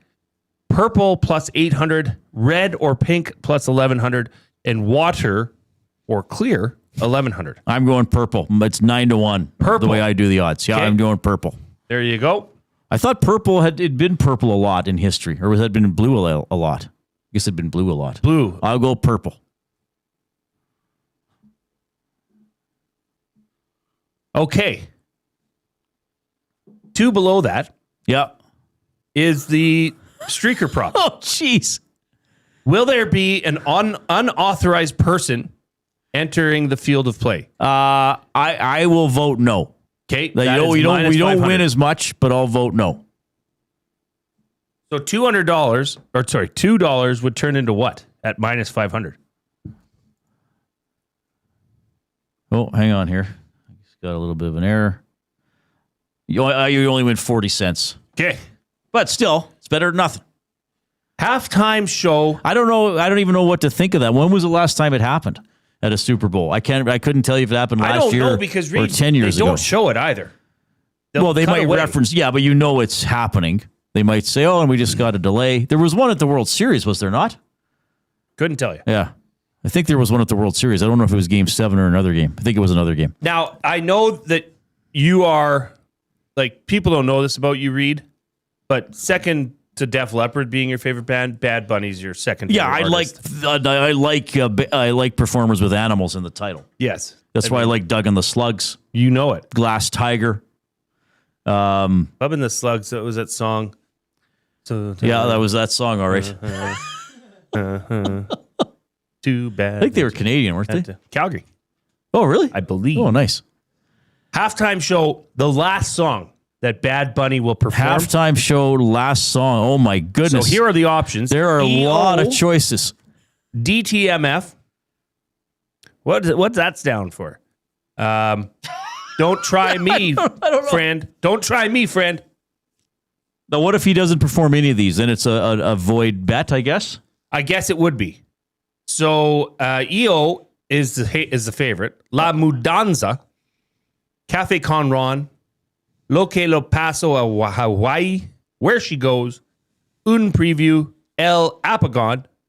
Titi Me Pregunto. What does that mean? Does that mean tell me you're pregnant? Tell me. That's what it looks like. Probably not. And Monaco. Now, Coob, do you know these songs? No. All right. I do not. I know he's a very famous artist, but I don't understand the language. Just because it has a neat title and the odds are kind of in the middle at 7 to 1, I'm going to go Cafe Conron. Cafe Conron for the win. $2. Slightly above that one, Reid. Which area landmark will be shown first?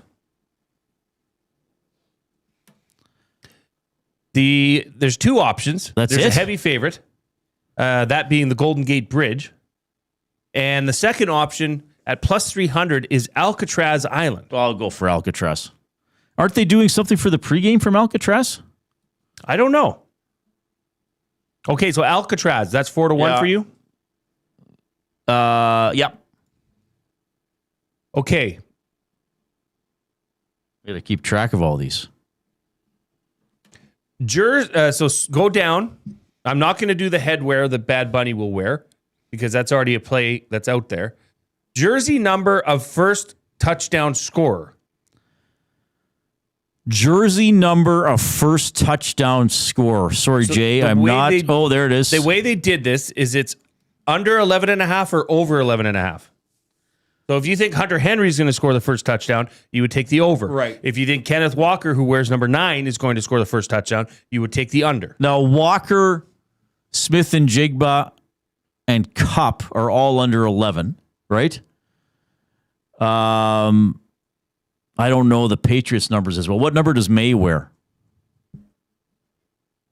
I can't even remember. Is he 12? Maybe. Drake May is number 10.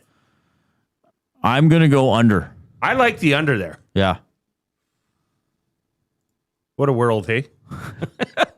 Jersey number of the first touchdown scorer. Yeah, I will go under 11.5. Okay. Just hang on. I'm writing these down. Jersey, we've done 6 already? 1, 2, 3, 4, 5, 6. And we've only done one related to the... Well, I guess the coin toss is kind of related to the action on the field. 2 down from that, Reid, or 3 down, is who will Super Bowl MVP mention first? So here are the God or Jesus is the heavy favorite at minus 169. Teammates plus 160. City plus 2,000. Coach plus 2,800. Family or family members plus 3,500. All right, at 21-1, I'm going to take the City. Because I would think if the MVP is called up, it goes, hey, Seattle, look at this. That's a mention. That's a mention. I like that. So I'm going to go for the City will be mentioned first. And if I win that almost covers. No, if I were to win that one, I'm ahead. Yes. I could lose the other 9 bets. That was funny on the Lock Shop today. Huss was saying, wow, that's good value on Jesus. That's incredibly good value on Jesus. Okay, we're going to switch screens here. Do I got to go to a different page? Go back, click on Big Game Specials on the left. Okay. Push the drop-down menu, Big Game Specials again. Yep. Go to Player Specials. Okay. Okay. For people following along at home. Scroll down and last play of the game, a quarterback rush. How far down am I going? Fairway. It's below. Wow, there is a lot. I was looking at all this earlier. Trevon Henderson, fastest ball carry speed. I'm having trouble finding this, Jay. I'm very sorry, everybody. What is it called? Last play of the game, quarterback rush. And am I on the right page? Player specials. Big game specials. Yeah, drop it down. Yeah. Player specials. Yeah. Scroll down. Keep going. Keep going. Keep going. Right there. Oh, last play of a game, a QB rush. Now, does a kneel down count? Correct. Then I will say yes. If yes is minus 189, no is plus 155. I'm going yes. Okay, keep scrolling down. Wait, I got to place that bet.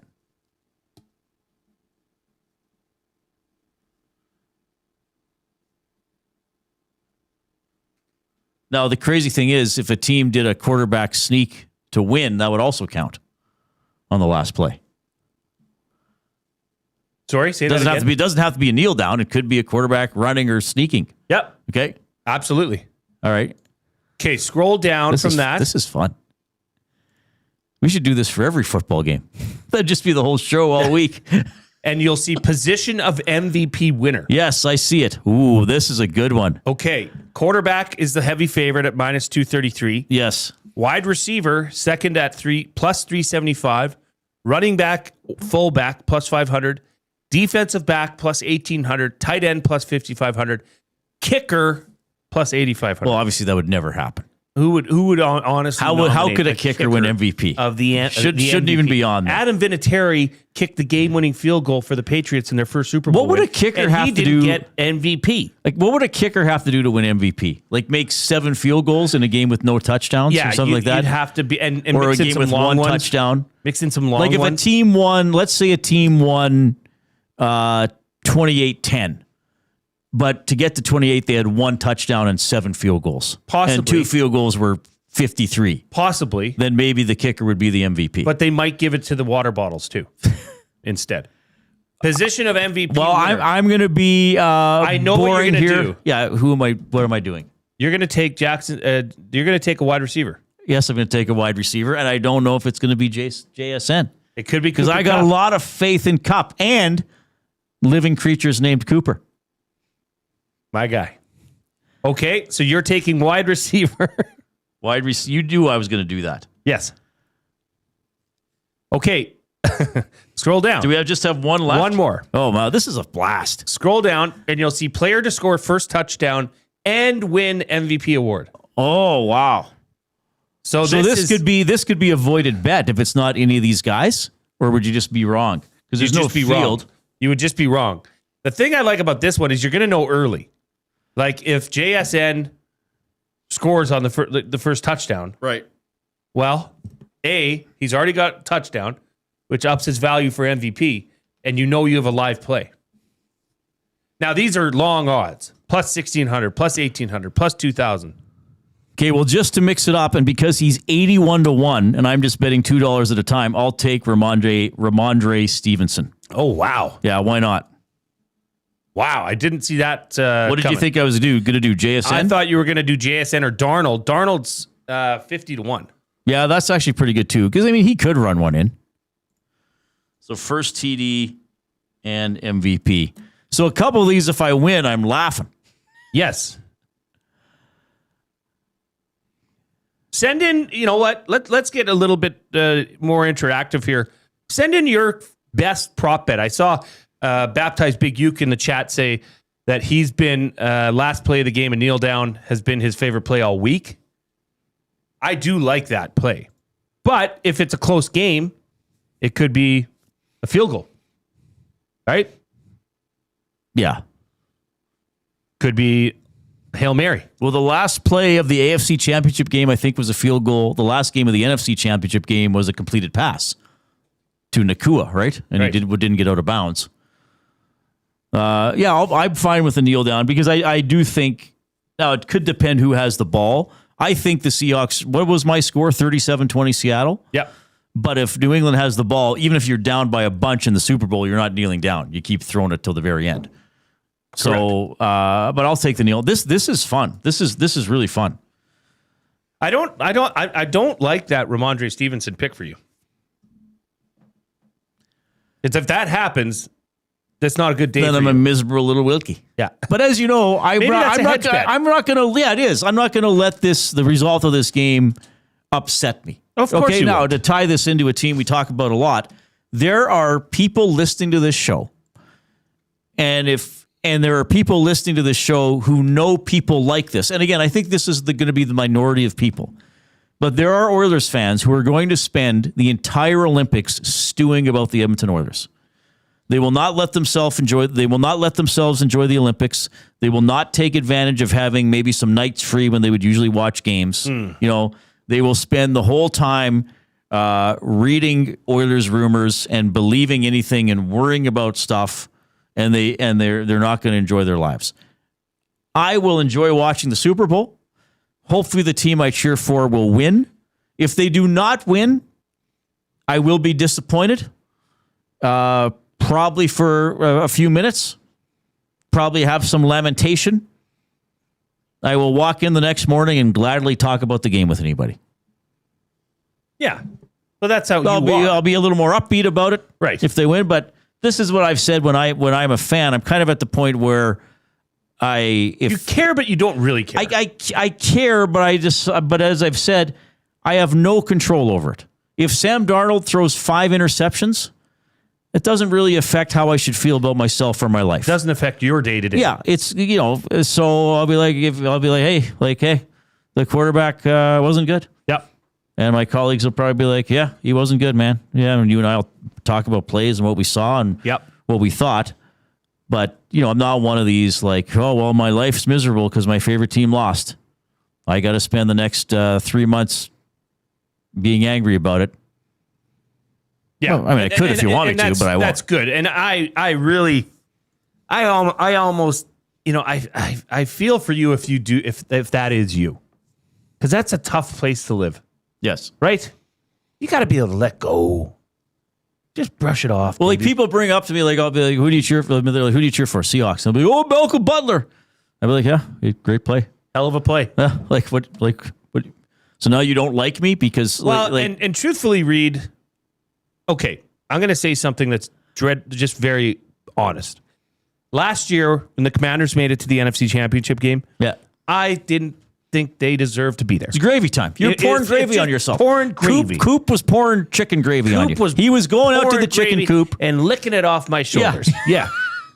Reid, nobody saw the Seattle Seahawks getting to the Super Bowl. None of the pundits, you know what I mean? No. So, although they definitely deserve to be there, you can almost consider this like, well, hey, just basking in the gravy. You yourself. Well, now they're there. I want them to win. Now it's gravy time. You got to take advantage of it. Yes. But yeah. Last time the Seattle Seahawks won a Super Bowl, Reid, was you and I did not know each other. Scoregami. Was a scoregami. I knew you against Denver. Well, you knew who I was, I guess. Yeah, I knew a lot more about you than you think. How so? I knew. I have my ways. Phillips? No. I didn't know you. I wish I did. I wish I'd known you longer in my life. I feel like. Well, we can do about it. Well, that's true. Don't lament it. Now I'm upset. Don't feel the lamentation. I am. I'm excited. How did we get talking about this? I don't know. Do you want to? But I will say this though, you must have sensed. For me as a Seahawks fan, you must have sensed something either late November or in December where you were like, "Holy crap!" Like Reid actually thinks they're really good. You've been on it. Yes, I will give you credit because I knew the Commanders stunk this year from Jaden Daniels injuries aside. I didn't think they were getting it done. I didn't like when they got rid of Brian Robinson Jr. early or BRJR as we call him. Yeah. But you were on this team from the start. You said this not team the start, but as the more I watched them, the more I started to think like, oh, even like they lost the first game to the Niners and then they went into Pittsburgh and won. Yeah. And I was kind of like, oh, okay. Didn't expect that. I'll have to keep an eye on them here. Yeah. And then certainly once it got to mid-November, early December, I started thinking like they could go to the. And I'm not one of those fans who's like, well, I'm sure they're going to go. But I was like, they're actually pretty good. Oh, Grumpy Cat's figured it out. If you hit every one of your Propapalooza plays, you would win $268.36 on $20. Yeah, on $2 a bet. But now one of them's a $160 win. Well, and I don't know if mathematically it'd be possible for all of them to happen. You know what I mean? Like with the first, well, maybe, I guess. But hey, why not? Why not? Okay, well, we're the clock that we usually try to stick to. I just want to say this off. too. Guy Flaming has texted in. Thanks for sending this over. A lot of Wilkins going on. Well, there is, and we're gonna definitely discuss that. And you're gonna probably try to hit up a game over the break here. I'd like to try to go to when they play Everett next Wednesday. Because Everett has some like an 850 points percentage or something like that. There is a game tonight, an Oil Kings game tonight. So if you are, you need your hockey fix, give the Oil Kings a try if you haven't. It is. I will say it is shockingly entertaining. Yeah, it's awesome. It is really good hockey. The vibe there is good. You're not paying the overpriced prices you pay at Oil Games. You can take your kids and they can eat for $5. Yes. Okay, so Guy Flaming says, FYI, there's well over 10,000 people expected at tonight's Oil Games. Oh, incredible. Good for them. So that's awesome. And we should say Golden Bears are home tonight and tomorrow against UBC. I think I'm going to try to go tomorrow. Are you? And I'm going to campus tomorrow too. I'm going to Hoops. At Seville Center. And next weekend, Golden Bears home and home with McEwen. So even their road game is still in the city. Right. So yeah, always lots of hockey. And I know we're missing tons of teams and levels of hockey, but those are just some things that interest a lot of people. We're in the Canadian Brewhouse studio. Pizza Sunday is back at the Canadian Brewhouse after 4 p.m. Grab an 8-inch 2-topping pizza for just $9.99. Wash it down with $6.99 doubles and $1 off Bud Light tankards. Name the animal next.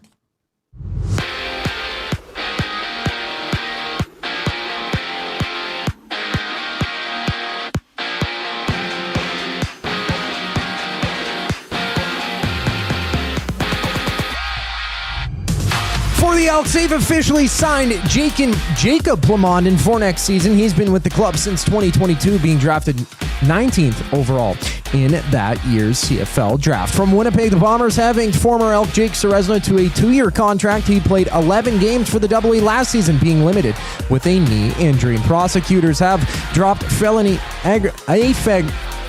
aggravated assault charge against Gavin McKenna following video review of an incident where McKenna allegedly struck a man in the face, resulting in injuries. The 18-year-old Whitehorse native is still facing misdemeanor charges, including simple assault, disorderly conduct, and engaging in fighting and harassment. The Oil Kings are in action, facing off with the Warriors at 7 o'clock from Rogers Place. Big attendance expected for tonight. Meanwhile, the Nadukes women's hockey team plays host to the Broncos at 6. In Golden Bears hockey, it's the Thunderbirds rolling to town. That's a 7 o'clock start from Claire Drake. They rematch tomorrow. Same time, same place. And 6 games going on in the NBA. The Heat and Celtics play at 5:30. The Pacers and Bucks hit the court at 6, while the Grizzlies throw down with the Blazers for the nightcap. Name the animal next on the Reid Wilkins Show. I'm Zachary Kubish, and you're up to date. The Nielsen Show with Lieutenant Eric. Luke Gazdik's going to join us. The past, we've seen with Knobloch that I think he really starts to get desperate when he throws those guys out there like crazy. Like McDavid playing 27 last night. I get it's the last game before the break, but that is a lot of ice for one guy to carry. And I just think Leon is probably on point there with, start spreading it out. The Nielsen Show with Lieutenant Eric. Weekday mornings 6 to 9. Only on Edmonton Sports Talk. Your clear choice for Edmonton sports. Hey Edmonton, did you know a local Play Alberta winner scored over $430,000 on Desert Fantasy? Think about the rec room you could build with that kind of cash. From major casino winners every hour to jackpots worth millions and hundreds of popular games to money that stays in the province, there has never been a better time to sign up for Play Alberta. Download the app today to get started with casino, sports, and lottery, all in one app. Must be 18 plus to play. When you gamble, use your game sense. When you cater with Royal Pizza, you're getting the same great pizzas, pastas, and salads you love, just bigger and built for a crowd. Perfect for teams, offices, or parties, Royal Pizza's catering brings real value around $10 per person. Delicious, high quality, and easy. If you like their pastas, you'll love their catering pastas even more. Visit royalpizza.ca or contact your local store for exact pricing and details. So come on home, Royal Pizza, still making it great. At Firehouse Subs, our subs are freshly toasted, stacked high, and crafted to satisfy. Each sub is piled high with premium meats, melty cheese, and toasted to perfection. Firehouse Subs brings bold flavor to every bite, all served on a freshly toasted roll. But we're not just feeding Edmonton, we're fueling it. Dig into the brisket hat trick, piled with slow-smoked brisket and melty cheese. Or go to the Firehouse Subs fan favorite, the Hook and Ladder. Made to order with smoked turkey, honey ham, and Monterey Jack cheese on a perfectly toasted roll. With 15 Firehouse Sub locations across Edmonton and the greater area, it's easy to grab a hot and hearty sub close to home. Firehouse Subs. Hot, hearty, made to satisfy. When gambling, set a budget before you play. Stay informed and visit GameSenseAB.ca to learn how. Remember, if you gamble, use your game sense. Since 1952, William HoF has been the heartbeat of Edmonton's advertising world. From humble beginnings to a citywide powerhouse, we've been the go-to for signage from print to design and installation. Partnering with Edmonton's top sports franchises and major events, we've helped shape the city's global reputation. Our secret? Unmatched customer service, decades of experience, and a passion for excellence we call the William HoF Advantage. Visit us online at williamhuff.com. Okay,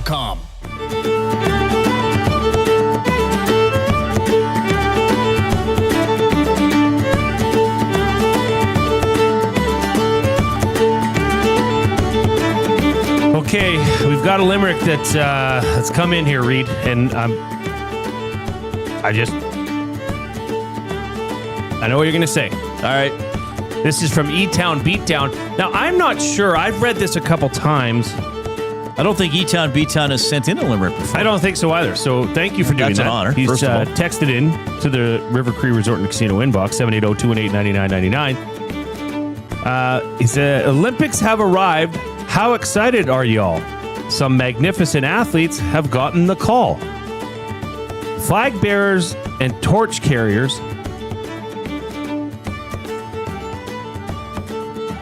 Flag bearers and torch carriers don the 5 colored rings in search of the golden circle that rules them all. Oh, wow. That is okay. That's really good. That was good. Third and fourth line. The last line can't be that long. The last line. So, but that's a good rhyme. Let's revise it. Let's revise it on the fly. We're doing it live. Olympics have arrived. How excited are y'all? Good. Some magnificent athletes have gotten the call. Great start. Flag bearers and torch carriers. Good. Don the 5 colored rings in search of the golden circle that rules them all. I think you can just take out the start of the I know he was trying to do rings and circle. So flag bearers, torch carriers, in search of the golden circle that rules them all. I think that would have been a lot better. But that's like a 8 out of 10 for a first try. Well, if we're gonna we have another one from Atif. Oh my goodness! In Italy's winter, the games start. Athletes with dreams in their heart. With pizza and pasta, they'll race a grandmaster. And all hope their gold plays a part. Pretty good. Yeah, that's solid. I like it. Yeah, really good. I think E-Town Beattown is showing a lot of potential. I think so. I think he's the Matt Savoy of Limerick writers. For being a first-time Limerick writer. Really good. I'd say the future's bright. Good intention, good rhymes. Yeah. Future's bright. Yeah, that last line, you still got to condense. Like the last line is longer than lines 3 and 4, but it's still got to can fit with lines 1 and 2, right? But really good effort. Really good effort. Edmonton Sports Talk presented by Play Alberta. You can skip the flight to Vegas because jackpots are just a tap away. Experience all the thrills of the casino right from your phone with Play Alberta, or do what I was doing on your laptop and make some fun prop bets for the Super Bowl. Go to EST Specials and see everything we have lined up there. Fun times. All right, it's Friday. We got to do this. This is a fun thing to do.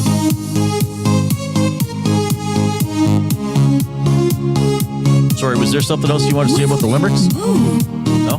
Not really, bro. Okay. You got to let this song play. Right. Usually we've been in a rush to...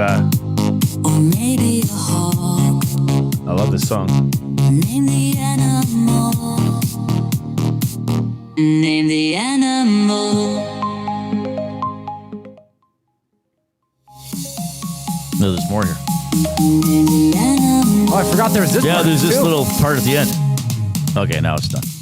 Do you have the breaking news sound? Well, I do. Yep. This is breaking news. At the Louis St. Laurent High School basketball tournament, the Ardrossan Bison's junior-senior women's team is up on Grand Prairie 35-13. Pretty good. You're welcome. Pretty good. That's good. My daughters are sending me updates. I don't know what to say. I don't either. By the way, if you're watching us on YouTube today and you have not done so already, give us a thumbs up. Then click the share button and send the show link off to somebody else. We're having a lot of fun today talking Super Bowl, talking a little bit of hockey, talking about the Olympics. Damon Bunting's going to join us in studio. Words of the day still coming up. And, of course, right now, name the animal. It isn't playing. Hold on. Well, Coop's trying to play the name of the animal. Okay. Or he's trying to play the sound of the animal. Okay, well, we won't look. Oh, yeah. Now, you can play along at home or your office, wherever you are. If you name the animal before Jay and I do, you do not win anything. This is for educational and entertainment purposes only. You just get the pride of knowing that you got it quickly. Yeah. But you can post in the nasty chat. You can text into the River Cree Resort and Casino inbox, 780-218-9999. Don't forget about the River Cree mobile app. Get exclusive offers and promotions. It's free to download. You can get your show tickets there. You can make reservations for hotel rooms and restaurants. It's safe, secure, and it's easy to use. Well, I can tell you it's not an owl for Name the Animal, but here it is. Dragonfly. No. Tsetse fly. Tsetse fly? That is incorrect. Can you play it again? Mm-hmm. Maybe it's not an insect. I guess I don't know. Should we ask? Is it an insect? Yes. It is an insect. All right. Can you play it again? Mm-hmm. Was it a common housefly?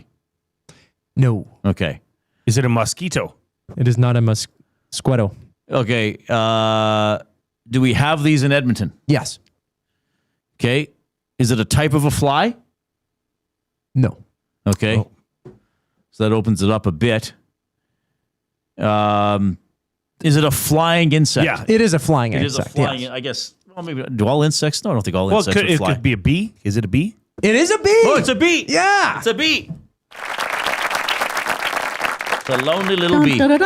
Just one bee. Play it again. All by itself. At first, it reminded me of this. Just very much at first. All right, so that is just a common bee, honeybee, bumblebee, killer bee. Yeah, honeybee. Murder bot bee. What was those? Beeblebop. What was the bees that were coming to kill us for a while? Or was it killer hornets? Killer bees. hornets.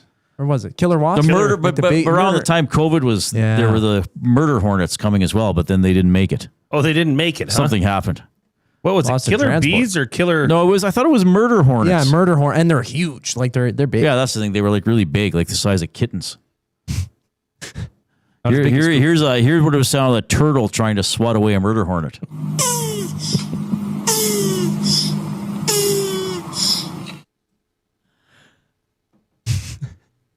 I do have another one, by the way. Let's do it. Locked in the Yeah, chain. we can do it. We can do it. The Edmonton Killer Bees are a prominent competitive ball hockey team based in Edmonton. Oh, really? That's amazing. Okay. Just buzzing around out there. Give us the sound. Yeah, we can do the second one. Yeah. Sure.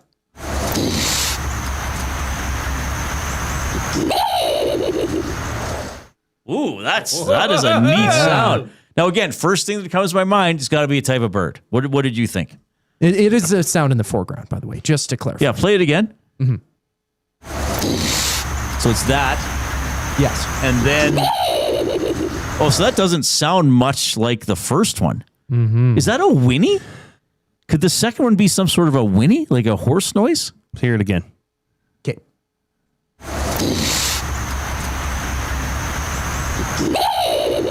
Oh, maybe not. No. What is that?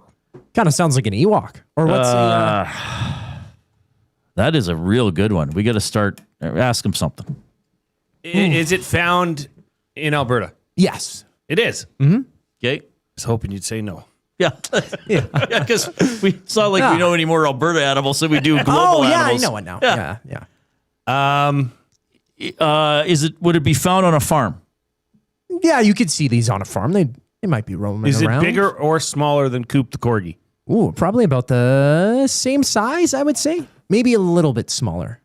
Play it again. Mm-hmm. That's a deep sound. Is it doing some sort of a task or activity? Coop, what's it doing? Kind of like Terry the Turtle was? No, it isn't getting its heart rate up. But it's not like digging or anything like that? It's more of a defensive stance. It's in a bit of a defensive stance. Is that like a raccoon? Yeah. Oh, it is a raccoon. It's a raccoon. Nice. I don't know if we've done that one before, but if we have, that's a I do not think we have. sound. No, I don't think we have. The reason I said raccoon, I actually meant to say porcupine. Oh. But raccoon came out. Yeah. So you got it. I've been in the presence of a porcupine, and they can make some strange sounds when they are trying to flee from you. Yeah, huffing and puffing. Especially if you have a weapon in your hand. Yes. Yeah. But the raccoon, do we have raccoons? I don't think they're as prominent as other parts of the country. They'd be in Alberta. They should. They have. Isn't it like in Toronto? They're just roaming around everywhere. My cousin told me Jay Onright raises some in his backyard. That's right. Races or raises? My cousin told me he lives out by Vegreville, so he lives on the homestead property. So he built another house on the property, but my grandmother's house is still there. Nobody lives in it, but a raccoon got in there. Oh. And then he was driving through the yard one day, and he stopped, and he thought he saw there was 2 little baby raccoons looking out the window. So he had to get rid of them. Yep.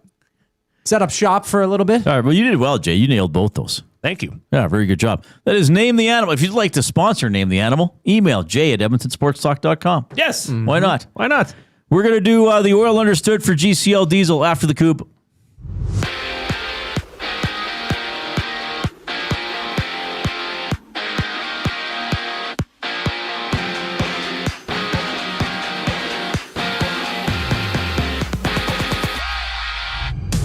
For the Elks, they've officially signed Jacob Plamondon for next season. He's been with the club since being picked 19th overall in the 2022 CFL draft. And from Winnipeg, the Bombers having former Elk Jake Serezna to a 2-year contract. He played 11 games for the Double Eight last year, being limited with a knee injury. And prosecutors have dropped a felony aggravated assault charge against Gavin McKenna following video review of an incident where McKenna allegedly struck a male in the face, resulting in injuries. The 18-year-old Whitehorse native is still facing misdemeanor charges, including simple assault, disorderly conduct, and engaging in fighting and harassment. Oil Kings action. They face off at home against the Warriors at 7. Big attendance is expected for tonight. Meanwhile, the Nate Ooks women's hockey team plays host to the Broncos at 6. In Golden Bears hockey, it's the Thunderbirds rolling to town from UBC. That's a 7 o'clock start from Claire Drake. They rematch tomorrow, same place, same time. And 6 games in the NBA. It's the Heat and Celtics playing at 5:30. The Pacers and Bucks hitting the court at 6, while the Grizzlies throw down with the Blazers for the nightcap. The Oil Understood for GCL Diesel next on the Reid Wilkins Show. I'm Zachary Kubish, keeping you up to date. The EST Hangout. But also he says, and I think everyone's focusing on the coaching comment, but skipping the part where he says it comes from the top. Because he talks about coaching, and then he immediately says there's only 4 or 5, you can't win with just 4 or 5s going. And he says it starts from the top. And to me, that's Jeff Jackson's Stan Bowman. I think he's talking about the roster at that. I think he's talking about the guys in the suits, and not the guy on the bench. The EST Hangout, presented by Sentinel Storage. Weekday mornings 9 to 11, only on Edmonton Sports Talk, your clear choice for Edmonton sports. Sentinel Storage presents Team Canada snowboarder Mark McMorris. Thank you for your continued support, Canada. It's an honor to represent our country. Keep cheering loud, Canada. We feel it. Thank you, Sentinel Storage, official storage partner of Team Canada. The road to the FIFA World Cup runs through Edmonton. See Canada Soccer's men's national team before they take on the world this summer. Canada versus Uzbekistan. June 1st, 7 p.m., Commonwealth Stadium. Tickets at Ticketmaster.ca. Looking for quality building materials and friendly advice? Visit us at Windsor Plywood Leduc, family owned and locally run since 1993. From interior materials for doors, flooring, baseboards, and all the finishing touches to all you need for your outdoor projects like cedar lumber for decks and fences, plus all the plywood you'd need. Our full-time on-staff carpenter can help with anything odd-sized or custom, and from domestic hardwoods to exotic selections, we've got you covered. And if we don't have it, we'll track it down for you. Windsor Plywood Leduc. We're the experts you need to know. Hey Edmonton, did you know a local Play Alberta winner scored over $430,000 on Desert Fantasy? Think about the rec room you could build with that kind of cash. From major casino winners every hour to jackpots worth millions and hundreds of popular games to money that stays in the province, there has never been a better time to sign up for Play Alberta. Download the app today to get started with casino, sports, and lottery, all in one app. Must be 18 plus to play. When you gamble, use your game sense.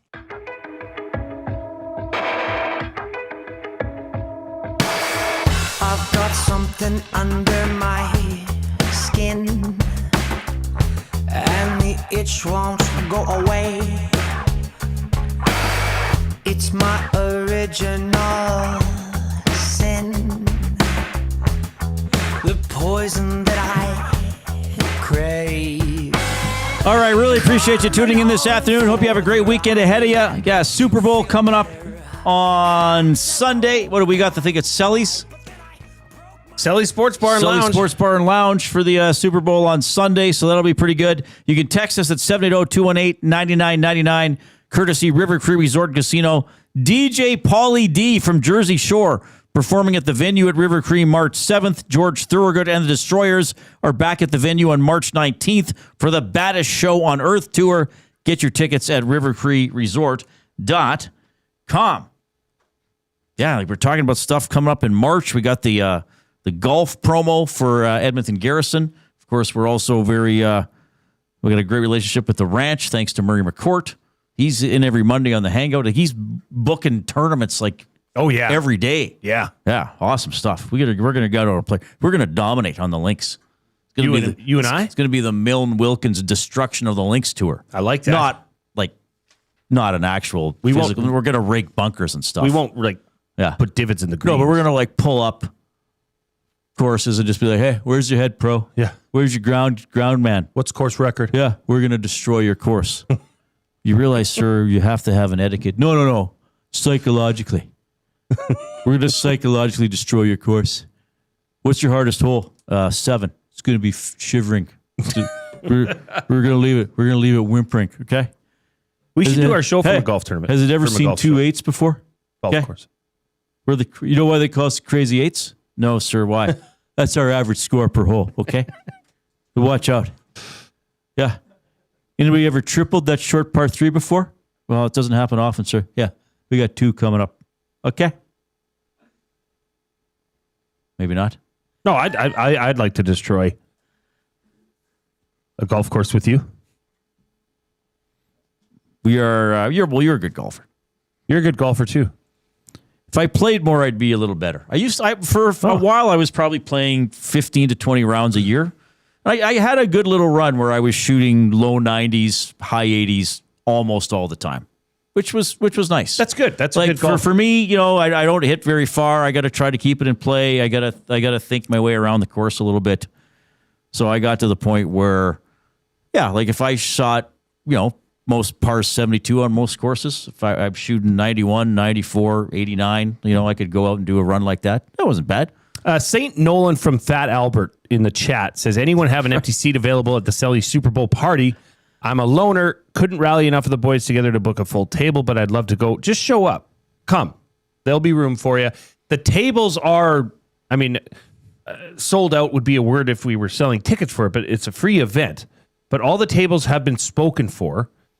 But I'm certain St. Nolan from Fat Albert that we could make room for you. There's bar tops around the outside, and hey, you can even pull up a seat at the Wood if you wanted.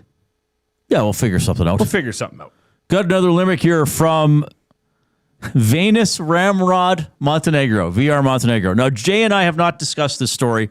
On the morning show, what was it that ski jumpers, when they get measured for their suit, they inject some sort of acid into their male organs, thus making their organs inflated. And then when they jump, they do not do this, and somehow that makes the suit more aerodynamic because there's some extra fabric in the crotch. Is that right, VR? Is that what I heard on the morning show with Dave Jameson and Dustin Nielsen today? Dave's in for Lieutenant Eric. So the limerick from VR Montenegro. Controversy not seen since Lake Placid. I'm talking about injecting acid. Cheating ski jumpers, punk penile plumpers. Karma makes them eternally flaccid. Wow. Oh, my goodness. Is that actually something that had happened? Well, I'm going to Google acid penis. And the first thing that comes up is penis gate at the Olympics. Oh, my. Why inject acid into your penis, and what are the health risks? Oh, don't throw up a paywall. Okay, here we go. Professional athlete. Okay, where are these? There are claims that athletes have injected acid into their penises to game the system when they are measured for their suits. This is from theguardian.com, which is tightly regulated to prevent any athlete from having an aerodynamic advantage. It's hyaluronic acid is a common filler used in cosmetic surgery, including injections being used for penile girth enlargement surgery, or PGES, as you and I call it, Jay. So it would make your area bigger, or that part of your body bigger. Before the start of the season, ski jumpers have to have their suits made up based on the measurements of their body length, including crotch height. The total size of the suit can have a significant effect on the amount of lift you can generate. Enlarging the penis with this acid could provide a benefit when the athlete is subject to the body measurement, as the dimensions of their recorded body would be larger, which allows them to be permitted to have a slightly larger ski suit, and that larger ski suit has a larger surface which can generate a small amount of extra lift. So you get a little lift, I guess, if you got more fabric down there. Those people that do the cliff jumping with a winged suit. The wings serve as lifters for you to fly further. Right? So more material in that, and keep in mind, they're spread eagle when they're jumping. I mean, their legs are out. Yeah. So the wind is hitting you directly in the crotch. So an enhanced or larger area would apply and allow for the wind and the air you're flying through to thrust you upwards. This is fascinating. It's amazing. Like, who would have thought to first try that? Who was the first athlete to be like, hey, I'll risk the injection. Let's see what happens. I wonder what, how long the injection lasts. Oh, sorry. Well, and actually physically. Well, so for some of us, I don't think it would take very long at all.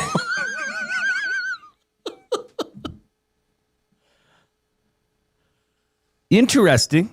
I wonder if there's any day-to-day. I thought you were going to say video applications day-to-day application for temporary PGES. So is it now a banned substance? I don't think so. I think what's it's the just actual name of the serum? The surgery, the cosmetics. Hyaluronic acid. Hyaluronic. I don't know if I'm saying that right. Hyaluronic acid. I just did it phonetically. You and I should experiment with this is the great thing. Hyaluronic acid. All I put into Google was acid penis, and all the stories that came up. So you can do it at work. You're not going to risk getting anything you shouldn't.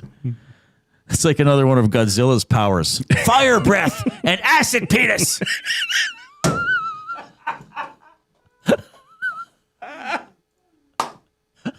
Oh,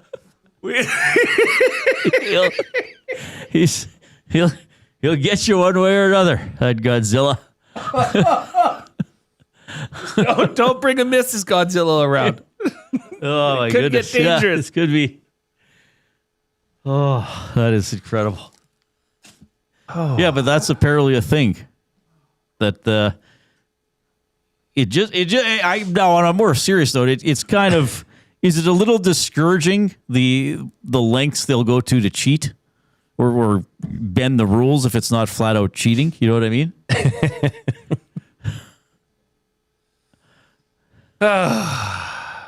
Nolan from St. Albert. Handicap check, boys. Rough estimate if you don't have an official one. My handicap would probably be my putting. Most of my clubs. The lowest I was briefly a 17 handicap. When I was golfing, and again, for me, about 15 to 20 rounds a year was pretty regular. Like, that's once you get into the summer, depending on how deep the orders went. I mean, that's once or twice a week. So yeah, I would have been comfortable for about 2 or 3 years saying it was an 18 handicap, but now because I've golfed so rarely the last 2 or 3 years, I don't even know what it would be. If I played okay, is the handicap just like the difference between the course par, and what you not shoot? Necessarily, because it also takes into account the difficulty of the course. and your handicap is only calculated using your best 8 rounds of your previous 20. I think it used to be 10 out of 20. I believe it's now 8 out of 20. So it's not the same as your average score, right? Because think of it this way. So let's say, hey, we'll be a sec, Damon. We're just talking about penile enlargement. Damon Bunting just poked his head in.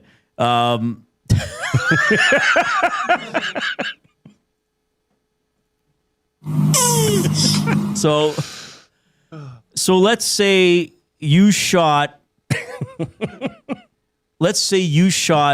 You played 20 rounds, okay? And you shot 10 rounds of 85 and 10 rounds of 95. Your average score would be 90, right?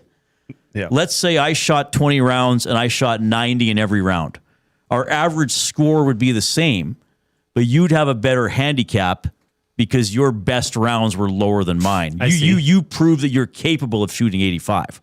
I'm not, even though your worst rounds were worse than my worst rounds. Gotcha. So if we played head to head, you'd have to give me a couple strokes because I haven't proven on my best day I can play as well as you on your best day. So I was about an 18 handicap, mostly playing Riverside, but playing some other courses.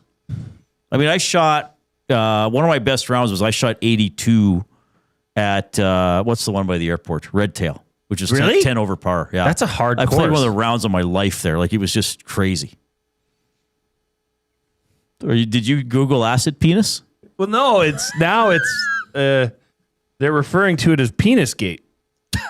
I know you like the gate. I love just putting gate on everything. That's the best way to do it. Oh boy, what a world! Ski jumpers accused of injecting acid into their genitals. But you should have got me talking about golf. I feel like I developed enough of a swing. Like, if we would have played a full round, I still would have broken 100 last year. Don't you think, if we would have done a full round at the Garrison? Because what was I, 47, 46? You were 47 or 48. I was 43. You played well. Now, McLean texts in. He's a friend of mine. People are like, where's the show go? He says Milne won a net event. He should know this. I guessed. I said I was 15. Oh, wow. Is that... I don't think you'd be a 15 handicap. That's pretty good, like, for guys like us. Right. So I was probably more like a 17 or 18. Yeah, probably. McLean's a good golfer. Really good golfer. Is he? Like, yes. What's his handicap? He'd be like, he'd shoot 70s. Like, oh, so he's probably almost scratch. Yeah. He can shoot single digit for sure. Yeah, he can shoot in the 70s. Like, if he played a great round, he might shoot par. I don't know if he's ever gotten there. Okay, but he's probably shot a 75, 76. Yeah, he's good. Yeah. And of course the tees too. Like, I don't play the back tees. Yeah, I've never played the tips. But your handicap figures that out, True. right? Like, there's different handicaps for the different tees. Like, I'm usually playing, I guess it would be the whites at most courses. Yes. Like, not the back ones, one up. But then there's some of these courses that have like 4 black, boxes. blue, white, green, red. Like, I'd probably play the white. Dave in section T, it's like a flying squirrel. Larger flaps, prolonged glide. Handicaps. Mike, the Michigan fan, says handicaps can't be manipulated very easy now, which results in the sandbaggers pretending they are 17 handicaps and shoot 70s, which is darn near impossible. Yeah, that would be impossible. Like, I've shot the 2 best rounds of my life in relation to par were both 10 over par. 81 at Riverside and an 82 at Red Tail. That's impressive. And like, I played like. Like I said, it was just, in play, a lot of par, obviously making pars, probably made a couple birdies. Actually, when I shot 81 at Riverside, I didn't make a birdie, but I made like a ton of pars. Well, and to be honest, the net event that he was referring to was at Belvedere, and I played incredible. I had a great round. Right. So that's the thing. So that's how it figures a handicap, right? Like, that counts for your handicap, but then, so if you golf 3 times a week for the summer, so say here you did 20 weeks, you'd golf 60 rounds, so eventually that score would go away. Yeah. Right? You still got to prove it over a long period of time. Where are we going? Well, we're Big just Dave having a good time. Big Dave says Acid Penis should be the name of a punk rock or death metal band. I agree. That's really good. That's coming into the afternoon inbox, 780-218-9999, presented by River Cree Resort and Casino. Turning 20 this year, celebrating big with over $1 million in prizes. It's a 10-month-long promotion until October 26th. Find out more at rivercreeresort.com. All right, we'll have some laughs with, I hope Damon Bunting was listening, so he has some context for what's been happening with the show today. He's coming up. Here's the Coop. 2 guys and a goalie. Connor Ingram should start 2 of every 3 games the rest of the way, hired or fired. Ooh, that's a good one. It is, isn't it? I'd say 3 of 5, because 2 of 3 would be 4 of 6. I'm going to hire it. Yeah. I'm going to hire it because let's see. I think his style fits how the Edmonton Oilers play. I think so too. Yeah. At least the best of that we've seen from these other guys. 2 guys and a goalie, presented by GS Construction. Tuesday and Thursday afternoons at noon, only on Edmonton Sports Talk, your clear choice for Edmonton sports. Hey Edmonton, did you know a local Play Alberta winner scored over $430,000 on Desert Fantasy? Think about the rec room you could build with that kind of cash. From major casino winners every hour to jackpots worth millions and hundreds of popular games to money that stays in the province, there has never been a better time to sign up for Play Alberta. Download the app today to get started with casino, sports, and lottery, all in one app. Must be 18 plus to play. When you gamble, use your game sense. Sentinel Storage presents Team Canada snowboarder Mark McMorris. Thank you for your continued support, Canada. It's an honor to represent our country. Keep cheering loud, Canada. We feel it. Thank you, Sentinel Storage, official storage partner of Team Canada. Time for a new career in 2026? Or maybe your kid is still pondering their path. Good news! Weiss Johnson is hiring. It's Dennis, and not only are we hiring for heating and air conditioning, we're also looking for experienced plumbers and gas fitters. With the growth in residential development, there's no shortage of opportunities at Weiss Johnson. Choose your path with us. Learn from one of the industry leaders, and we will grow together. Receive great benefits and school reimbursement as well. Visit weiss-johnson.com today. Sentinel Storage presents Team Canada ski cross racer Reese Howden. Being able to represent a country that has done everything to support my dreams is unreal. To stand on the podium and represent Canada, I don't take it for granted at all. Sentinel Storage, proud partner of Team Canada.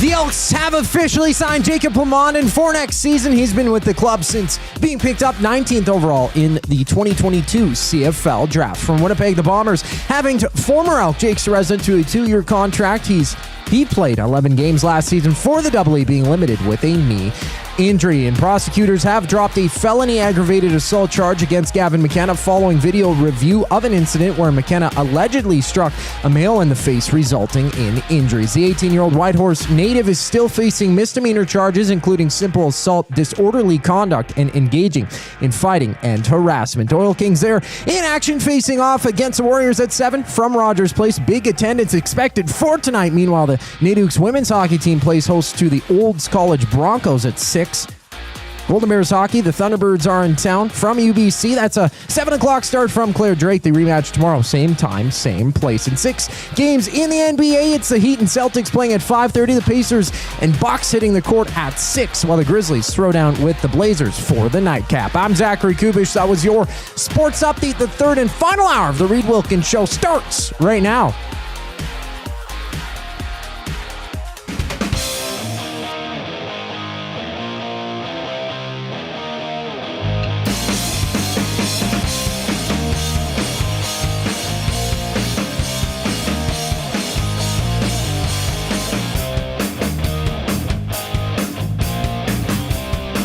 Okay, thanks a lot for joining us this afternoon. Edmonton Sports Talk is presented by Play Alberta.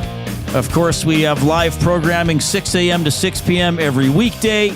We are on iHeartRadio, TuneIn Radio. We are on YouTube. We have pre- and post-game shows for both the Oilers and the Elks. Of course, no Oilers game for almost 3 weeks, but we'll touch on some storylines with them here in the final hour of the show. We're joined in studio by our good buddy Damon Bunting. Like, is this awkward when I read this about you while you're sitting here? What if I intensely look at you? Yes. We were talking intense eye contact. Let's do it. Damon Bunting, Well, I see. I don't quite have it memorized. Sure. A consistent top-producing realtor. I'll see if I can memorize it. Put it down. Yeah, I like you it. follow along, Jay. See how I do. Okay. Damon Bunting, a consistent top-producing realtor in the greater Edmonton area for over 18 years. He and his team would love to sell you your next home or would love to find you your next home or make the move. Make the move from your current home. Community driven, he understands what it takes to make a difference in our community. Check him out, DamonBunting.com, Damon Bunting Real Estate on Instagram. I like that. Pretty good. That's good. You can say and or instead of or too. For where? Just in between all of them. Check out DamonBunting.com. No, just like if you're selling and or buying. I like using and or. You know, I do too. I drop that into conversation. It's a power move. It's a power move in a I like using conversation. thrice, the word thrice. Actually, more, I like using and or better in an email. Written, I think it comes across more impressive. Yeah, I think you take charge. Yeah. Like I'm not afraid. I'm giving you use options. Yeah, I'm giving you options, but really I'm calling the shots. I like using it like that. if I'm suggesting a social meeting with somebody, because even my friends don't really like hanging out with me. So if they're like, hey, Reid, they're like, okay, Reid, I'll hang out with you. What do you want to do? And I'll be like, well, I want to go for dinner, and then I want to get a beer at this pub after, and then I want to walk down Jasper Ave, and then I want to get ice cream or whatever. So now I'm like, oh, they'll never agree to all that. So now I'll put like, well, we could go for dinner and or grab some ice cream and or grab a beer, because then I'm like, they'll probably just pick, because nobody could spend more than a few hours with me except Jay Milne. Every day sitting right by me. I like it. I mean, if anybody can do it, it appears to be you. Yeah, why? But hey, let's test the theory. I'm open for an invite. Just give me all the ands, instead and or. Oh, you're just I think I'm up to the challenge. That's incredible. You wore your... Should I be or no? Yeah, no, that's... I'm actually very boring. You wore your Jaguars jersey? Is this T. Lawrence? It's my T. Lawrence jersey. Pretty good team. Pretty good team. This is legit too. Like this is the real deal. This is a real deal. Yeah. Yeah. Wow. From China. No. Yeah. Is it? Yeah. You'd never know. You'd never know. I mean, it's even like embroidered, and I've touched you several times now. I know. I hope you don't mind. No, it's. I mean, we have another. Yeah, we got 5 a long minutes ways to go, David. There's I going to could be probably a lot of get touching. 13 more touches on you here before the end of the show. Well, hey, I mean, did you guys pick the Jags to beat the Bills? No. Do you remember? No. We were both on the Bills.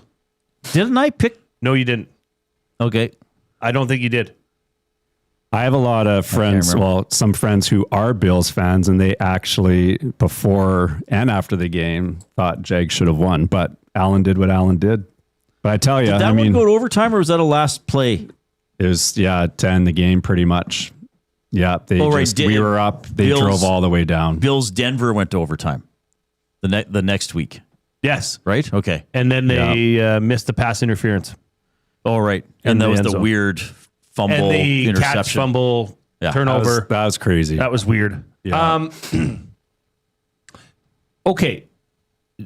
Where's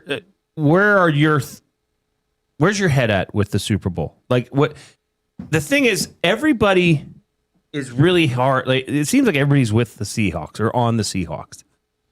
But I'm starting to get these thoughts that are creeping into my head. And it's like, this is still the Patriots. This is Mike Vrabel, who's a damn good head coach. And it's the Patriots. Like, there is a world that we live in that they could totally come out and just surprise everyone, shock the world, and win the Super Bowl. I mean, anything's possible, right? I suppose that's why they play the game. I know, but I mean, where's my head at? There's actually even some Pats fans are saying, we actually don't deserve to be there. We got an easy run to the Super Bowl, but you're there. So, I mean, even if it's an asterisk, because a lot of haters will say they had an easy schedule. Sure. And then they got a free pass when Bo Nix was injured. Sure. But you're there. Mm-hmm. Like, nobody remembers all of that. But Vrabel is, he's legit, and he knows how to win. But this is what I would suggest. Vrabel, I don't think he's a cheater. So I think they're going to lose. Okay. Because when the Pats won, they cheated. Every time? Every single time. Wow. And actually, when they lost to Philly, Does anybody know out there who they beat in the AFC Championship final? Jags. The Jags.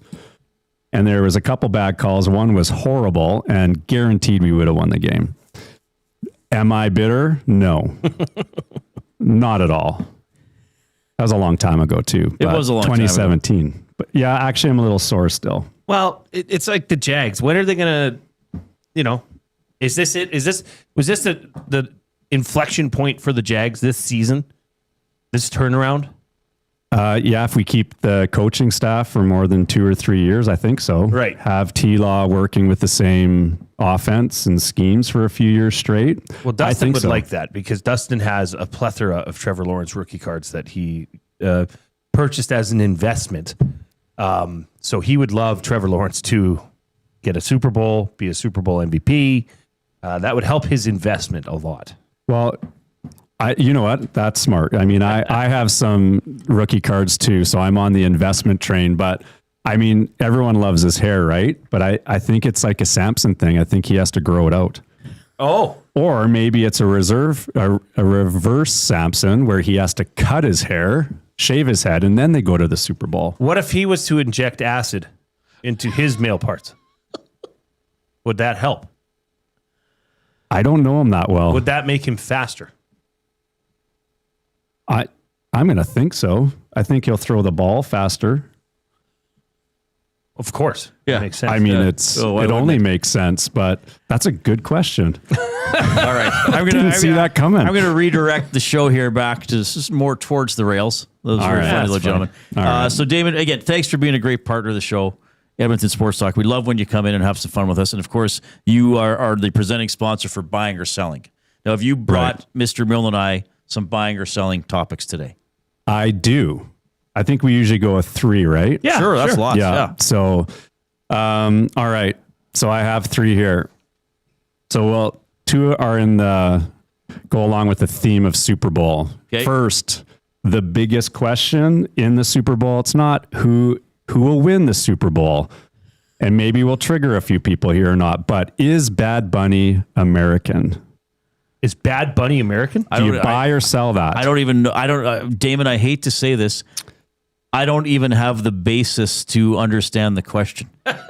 Like, you remember when Jason Kenney was premier, and sometimes he would just say to the reporter, "Well, I reject the context of your question." Like, he was like, "I can't even start." That's a good answer. I can't even start to answer it because there is like I don't even understand what I don't even.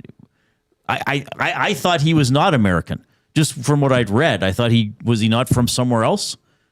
I don't know. Is it America? Is it Puerto Rico? Is he a citizen? Question? No, it's just. I thought he was American. Well, a lot of people are disputing that, and they don't want him as a halftime show because he's not American. Which is silly. That's it. That is silly. There have been numerous non-American halftime acts, have there not? There's been numerous. The point is to get a great performer. Yeah. Did not the Rolling Stones do it a long time ago? Yeah, U2, Rolling Stones. Yeah. There's been a few. Right, so there is really no, you're bringing this up for the fun of discussion, but there really is no, it's not relevant. He's popular, he's a performer. I think if you were to not watch somebody because they're American, I think that is on that person, not on people who've selected him to perform or who do enjoy him. Interesting. In my estimation. I mean, a non-answer's like you can buy or sell, or you can just wait on that and see how it unfolds. Jury's out. Yeah. I guess we can have more than. But what is he legally American? I don't even know. Yeah, I've heard different. Well, why don't we say if the halftime show stinks, then we'll say, well, he's not American. Like, that has any bearing over it? I don't know. I don't mind that. I don't know. I'm not American. The Weeknd, so what can I say? The big you saying the Weeknd did. Was there a controversy when the Weeknd did it because he's Canadian? No, I don't recall. I don't recall any. The Bad Bunny thing, I think, is just because it's the unknown. Okay. Well, does he not perform in English? Is that, or does he sing in Spanish? Or I really don't know. A lot, yeah, Spanish. Actually, wasn't Shakira halftime show too? I may be wrong, but lie. No, they don't at all. Yeah, well, whatever, whenever. I mean, let's see how Bad Bunny's hips enjoy the music, shake and bake. But let's see what Bad Bunny's shaking all right. and baking. All right. So we won't necessarily say buy or sell. I don't even know how to buy. But you'll something. buy But to me, if it's a good show. But to me, there's a factual answer to that. Like legally, he must be like, I'm Canadian. You know what? I'm telling you. It was Don Cherry's birthday yesterday, so we were doing some Don Cherry. Nice. Yeah. Or I like Wednesday. it. I can't remember what day. Oh yeah, I'm sure Don Cherry would love Bad Bunny. Yeah, he would. So you got this guy. First of all, I'm not worried if he's American or whatever. I don't even know if he's human. Okay, you got the bunny thing. He's hopping around. I don't know where he belongs. That's good. That's a good take. All right. Well, somebody said he is from Puerto Rico, which is part of the USA. Which is a protectorate of the United States? Yeah. So yeah. There you go. Like, yeah. I think he was born in Greenland. Oh God! Well, David Bunting, I did not expect you to be such a shit disturber on a Friday afternoon. Like, it's been a day. God. It's been a day. Actually, when I was driving here, I was kind of laughing because a lot of this can like trigger people, like for good reason or not. But you guys should have a segment like Trigger Tuesday. I was like Thursday, but Thursday's a fun day. Like you're leading into the weekend. Right. Monday, you're getting over your Monday. Tuesday. Anyways, it's a thought. All right. So the second question, actually, we touched on it before. Will Mike Vrabel lead New England to glory or relevance again after this year? I'm going to buy on that. I think they already are irrelevant. I think they've obviously got the foundation of a very good young quarterback. So I think, yes, we're going through another era where the Patriots should be a competitive team for several seasons. I don't know if they're going to win Super Bowls again or certainly as many as they did or in the 17 or 18 years they had Brady or whatever it was. But I will say this, like there's been a lot of, Vrabel's a great coach. I want to say, I think Mike McDonald has already proven himself to be a pretty good coach. He hasn't been a head coach as long as Vrabel, but he established himself in Baltimore with the defense. Jay and I talk a lot about teams that have identities. Mm-hmm. Seahawks got an identity. Yes. And he's put that in place. It took about half, 2/3 of last season to really start to see it. So I think Vrabel is a great coach, but I reject the notion that this is a coaching mismatch in favor of the Patriots. Now, maybe I'll be wrong in 50 hours. But anyway, to answer your question, yeah, I do think Vrabel's got something going here with the Patriots. Right. Yeah, I mean, I can imagine your brother is a Tennessee Titans fan, right? Yeah, he was pretty chapped when. Well, I would imagine the people in Tennessee are having a hard time seeing this because I still don't understand why they parted ways with Mike Vrabel. Like he was not.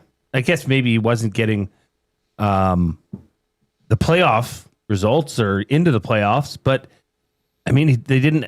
The roster construction there was not that good. So yes, you put him in New England. He's got a competent quarterback in Drake May. I'm not surprised at what's happened.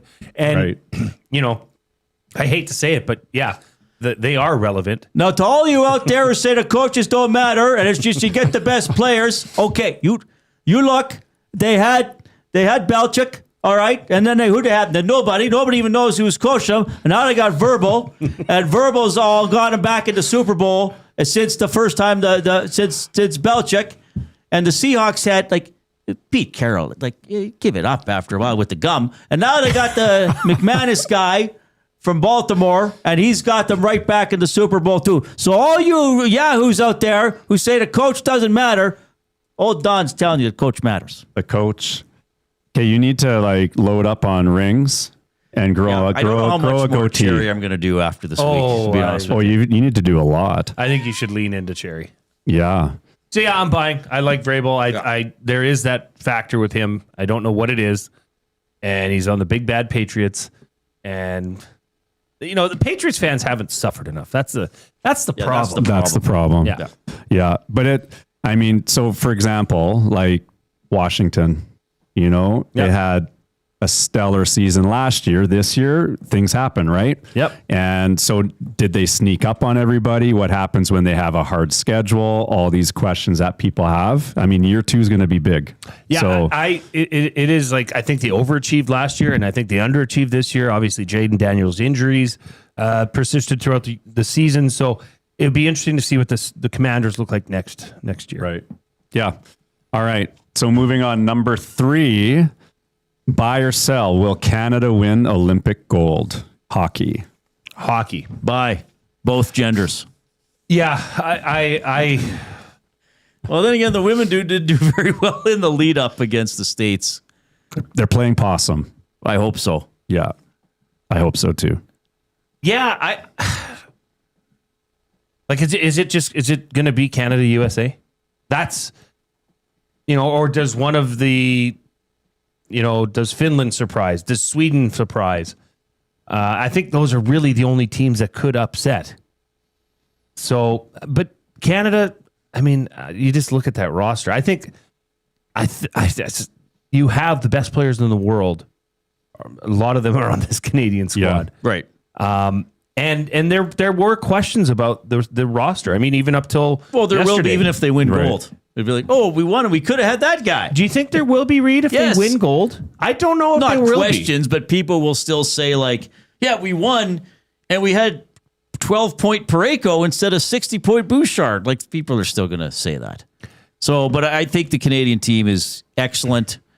I mean, of course, you got to get the goaltending. But like you said, Jay, there's too many players who are just outstanding players for them to be denied. I just hope that Canada brings a physical element. That scrappy, tough, we're going to elbow you, we're going to slash you.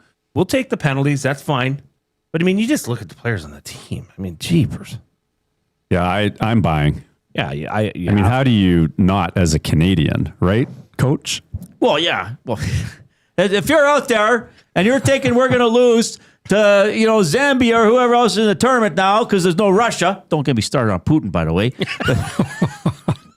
You have to do that little aside. Yeah. You got to do that little aside. Anyway. All right. Those excellent buying or selling. Now, you're an Oilers. Do you have season tickets or you just go to a few games? I do have season tickets. Okay, yeah. well, let's talk some Oilers when we get back, because I don't know if you knew this. Jay and I hear a lot of opinions on the Oilers, so we might as well add one more voice to it. Yeah, absolutely. Why not? Damon Bunting is in studio. It's the Reid Wilkins Show with Jason Milne on Edmonton Sports Talk.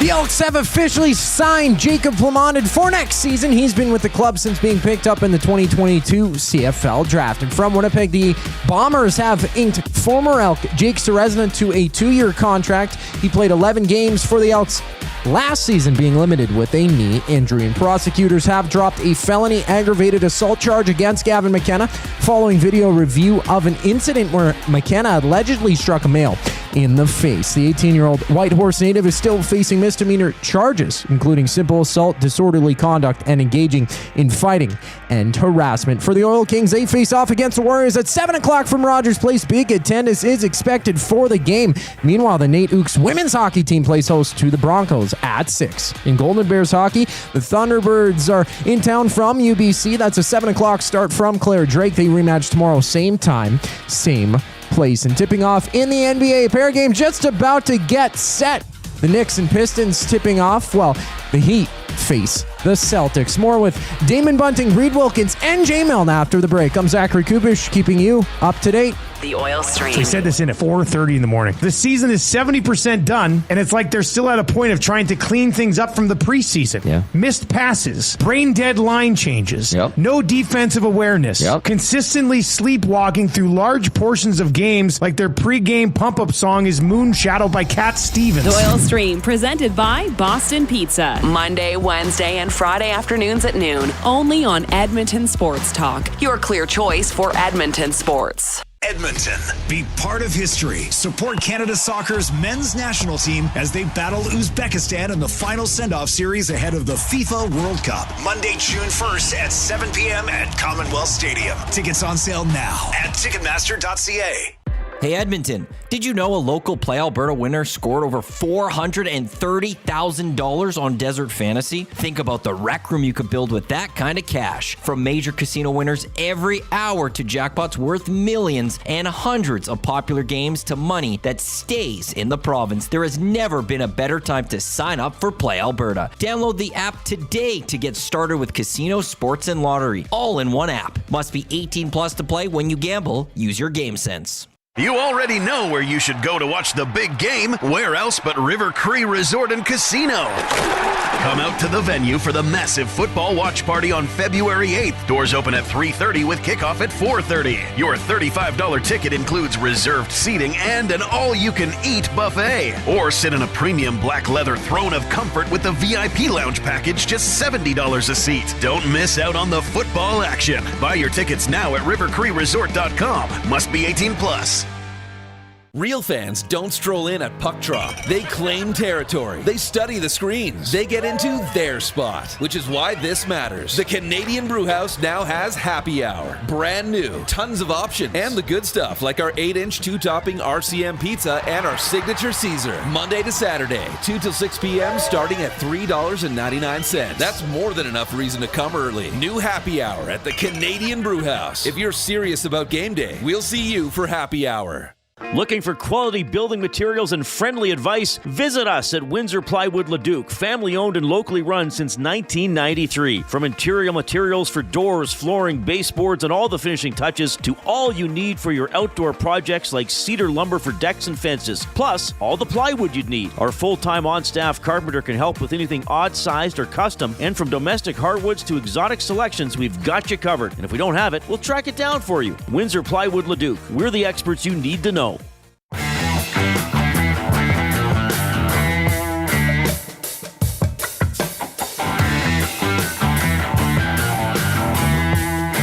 All right, Damon Bunting joining us in the Canadian Brewhouse studio. Super Bowl watch party at the Brewhouse on Sunday. Enter to win a Lombardi trophy. They got drink deals. They got $9.99 2-topping 8-inch pizzas. The Canadian Brewhouse, our house, is your house. Thanks again for coming in. Yeah, thanks for having me. me. Love seeing you. Thanks for the great buying or selling. Yeah, no problem. Incredible topics. Now you're going to go spin the Bad Bunny I'm going to go listen to Grammy-winning album, right? Is it Big Bunny or Bad Bunny? Big Bad Bunny. Big Bad Bunny. All right. We're going to do the Oil Understood with you. This is quite an honor to have an Oilers fan in studio with us. We usually just get them on the text line, the afternoon inbox for River Cree Resort and Casino. The Oil Understood for GCL Diesel, providers of the best diesel engine components around, from turbochargers to injectors, fuel pumps to sensors. They are the critical engine component experts. Proud to serve Edmonton and Northern Alberta for over 50 years. Now a partner of Edmonton Sports Talk and the Reid Wilkins Show. GCL Diesel. Diesel. Understood. All right. Okay, so it's good. I get to interview you.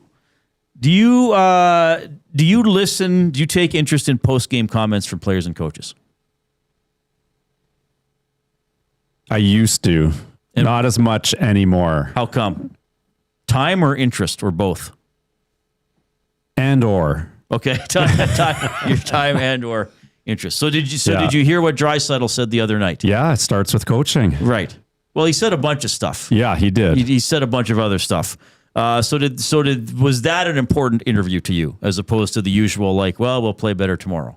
Yeah, I think it was very important. He left a few things out though. He could have said, well, it starts with $18 beers and $25 chicken fingers. He's probably not aware of that, Damon. And or $12 licorice, and or I can go on.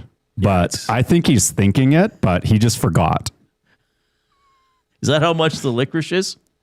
I'm guessing. Oh, okay. I don't know. I don't buy licorice there, but actually there's a great hack though, Tim Hortons. I've heard this. It's amazing. It's like, I think it's under $3 for a steep tea or coffee. Okay. So, yeah, and some of the concessions, but sometimes they run out of hot water. Well, wait a minute. What does that have to do with beer or licorice prices? Well, Timmy's, they hold their price. You can get a beverage. It would be non-alcoholic. Is there a Tim's in Rogers Place? Well, they brew, so you can get steep tea or coffee at some of the concessions. Yeah. Okay. So it's pretty good. So those are price held. They're not concession inflated. Yeah. Okay. Timmy don't break. This is the price. Timmy knows exactly. I don't buy into that, and good for them. So anyways, I mean, Draisaitl, he can be a grump, and I don't mind that. Like, he says what's on his mind, and I mean, sometimes it's what you don't want to hear as an organization and coaching staff and some of your teammates. Does he take responsibility when he throws these darts as well? Right. But yeah, I don't mind that. And that actually got me back on. I was like, oh, what did he say? So okay. Yeah.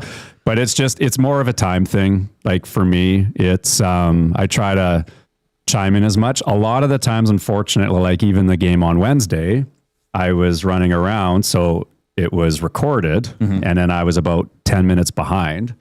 And then in a game like that, I just shut it down. I'm like, I don't even want to listen to anything because I'm just, we're not supposed to lose that game, right? Well, that's the thing. Like, it's not like when they lost 7-3 to Minnesota. I mean, they lost a 4-3 game, but it was still like, how do you leave that on the table? Like against a pretty average. They're below. Calgary's below average, right? Jay and I talked. A lot of yesterday's show was about Draisaitl's comments. I mean, we used the word exasperated. I think like he just kind of was like, oh. Like, we're just like, he was just like, kind of like enough. And it would contrast with, I don't know if you heard the Kapanen stuff on Tuesday. Kapanen was Speck asked him a question and he just said, if you say so, like he just refused to answer it. And then he just kind of was like, yeah, okay, we lost the game. Like, we got to play better. We will tomorrow. And then they play like that. So I, as someone who covers the team, I was like, I'm glad an athlete actually said, yes, there are problems. I'm not just going to give you the typical, well, we'll bounce back type questions. Like, enough crap. Like, if we can play better, play better. Okay. And if we can't play better, then our manager can identify maybe who needs to be changed out. Like, if you're actually trying your best, then okay, maybe you don't belong here. So I didn't mind hearing that at all. But generally you wouldn't, because I remember when I used to do Overtime Open Line with Rob, we did it in a public space in Studio 99. So if people came up and said, hey, love listening to you guys, I would say, hey, I'm not fishing for a compliment. Why do you listen to the show? And the number one thing was people said, I want to hear from the coach and or players afterwards. So you're not as that inclined, though, to seek out the comments? Not as much. Like, I shouldn't say that.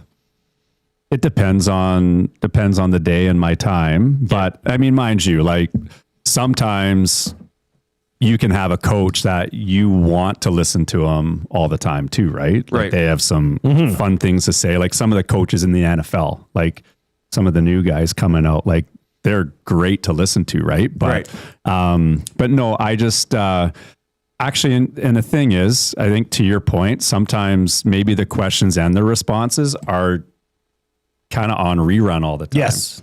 So that's where I'm like, okay, I know what the question's going to be typically, because you have to ask it. Yeah. And you typically know what the answer will be, because they want to be just like kind of a non-answer, and the cliches like, well, we got behind the 8 ball and just, kind of unlucky break. I've been there. I've been there. Like, I know what the key moment in the game is, so you have to ask about it. Right. But I probably know most times the guy is going to say, oh, well, I'll fix it next time. He's not going to go into like, here's a 5-minute detailed explanation of why I bobbled the puck in that moment. Yeah. So question. So if you asked that question to Leon and he responded that way, what would your next question be? Starting with which one? Well, the first one that where he just was where he was overly exasperated. Yeah, where you sense that. Yeah, and you're like, uh-oh, like that wasn't an answer I thought I'd get. No. So yeah, you'd probably try to follow up, but in a way where, like, you don't want to feel you don't want to make him feel like you're pouncing on him either, because then he might pull back, right? You might want to say like, okay, well, like I probably would have said something like, all right, so now you have the break. Like, does the intensity, you visibly need to see the intensity ratcheted up after the break? I probably would have asked something like that. Okay, we're done up until game 58. Like, what do you need to see out the first couple games out of the break to make you think like, okay, we're a little more locked in. That's probably where I would have gone. Yeah. As a follow-up to it, because there's no sense. Like also once a player or a coach says something, it's not interesting or even fair to them to make them repeat it. I'd be like, okay, like I said it. I said we're bad defending. How many different ways do you want me to say it? From Leon's point of view. Now, he kind of did go on a little bit, and I think that's what happened, and Luke Gazdic talked about this. Jay and I talked about a bunch of different possibilities yesterday. There was a certain amount of verbal diarrhea. Like, I don't think he meant to say, I think our coaches suck. I don't think that's what he said. I think he's saying, look, all of us in the dressing room who are here going out in the tunnel right before the game starts, it starts in here. Coaches, big guys, fourth liners, goalies, it all starts in here with everybody doing more, taking it more seriously. Right. That's what I heard. Or did you just hear that he hates Knobloch? Because some people heard that. I don't think so. I think it's just, again, when you lose 2 years in a row in the Stanley Cup final, you start figuring out what it takes to win, right? And it's not just the players on the ice. It is coaching too. So, I don't mind what he said at all. And would it cause some friction with some of the coaching and whatnot? I don't know. And there is a break. There is a time to get away. Right. And just let everything calm down. But I think that also gave Leon the opportunity to say that because he knew that, hey, here's what I'm going to say, but let's take the break to think about it. Right. But you as an Oilers fan, are you concerned about this team, or do you have the thought that just get into the playoffs and then it's a different team? I'm not concerned yet. I think a lot of fans in September, October, November are like, we're in trouble. It's like, it's not January yet. Right. Let's just wait. We know what our team does. So I'm not concerned. I'm like the eternal optimist. I'm like, we're going to go 3-peat to the show and we may go on 3, but we're going to be there. Right. That's good. Yeah. Yes, I think we can make a run, but there needs to be some retooling at the same time. Right. All right. I'm going to ask you one more quick question because Jay and I asked each other this yesterday. Coming out of the break, who's the most important Oiler? All levels of the organization.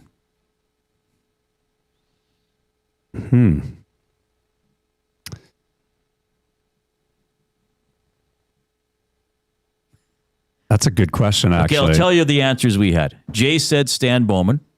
Both Koob and I said Connor Ingram. Yeah, those are good. Like my first response I would say is Jari, but I get what you're saying. Well, because I think Ingram's flat out outplayed Jari, so he should play the bulk of games. Let's see what he can do. Yeah, right. Darnell Nurse. How come? You got to get back to the form where you were one of the top penalty killers, where now you're like relegated to the bench, right? Yeah. And get a bit of that snarl. Actually, you know what? I'm going to say Frederick. Oh, wow. So, we need that, just like the Canadian team. We need that grit.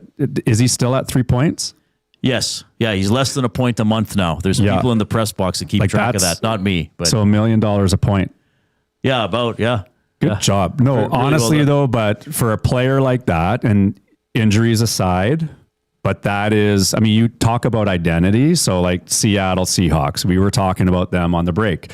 Like their identity, they're like smash mouth. They know how to win. That's playoff identity. And I think we need some of that grit, which he can bring.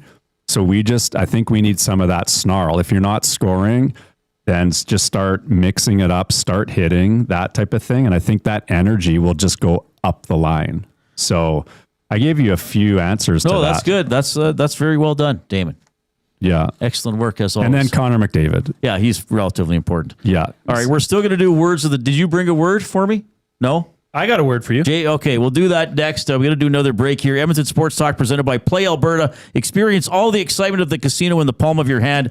Download the Play Alberta app today. My, oh my, there are tons of EST specials for the Super Bowl, so check those out. Here's the Coop.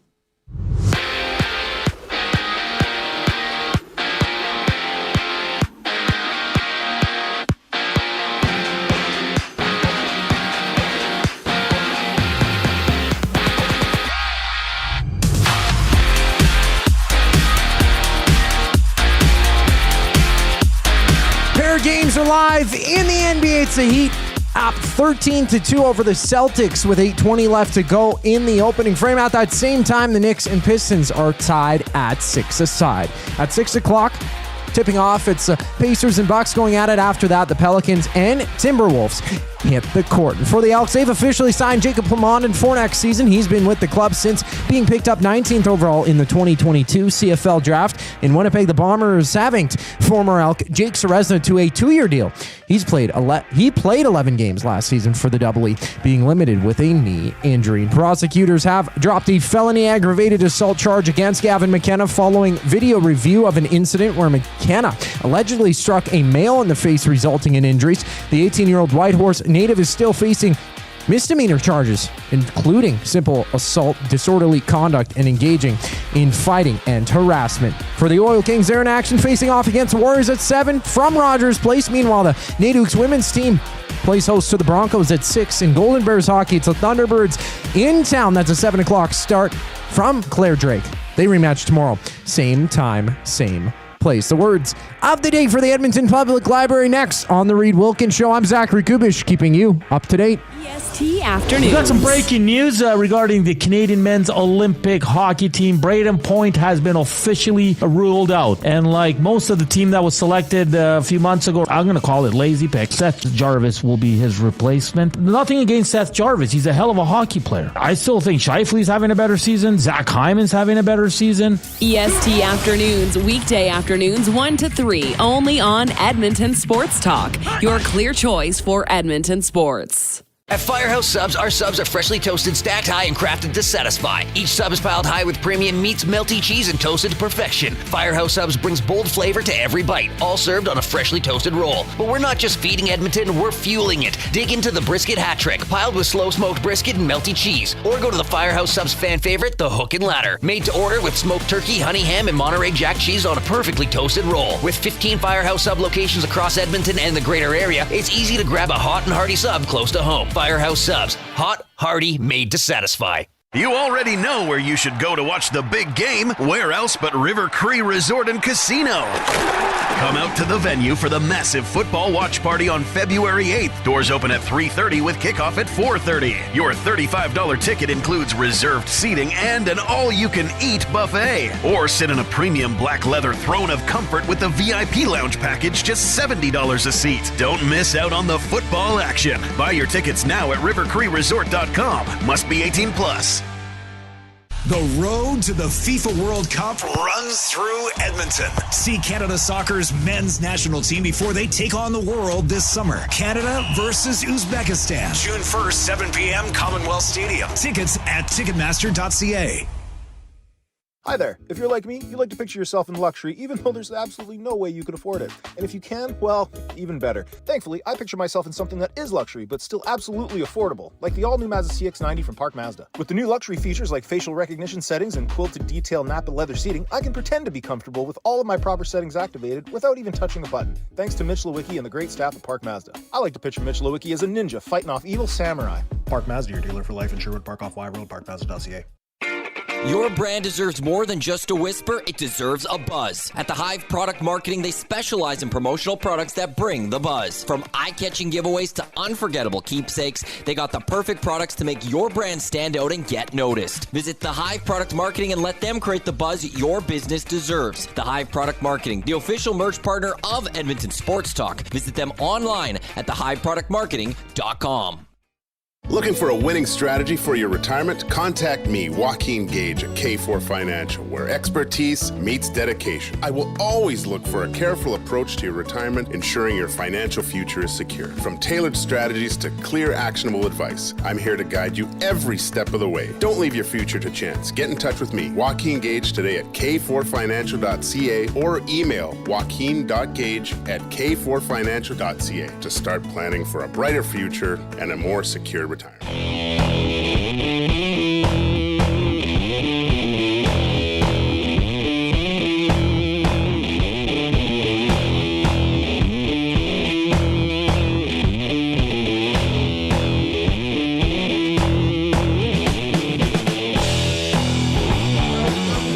Presented by the Edmonton Public Library, EPL.ca. Jay, we got to go here.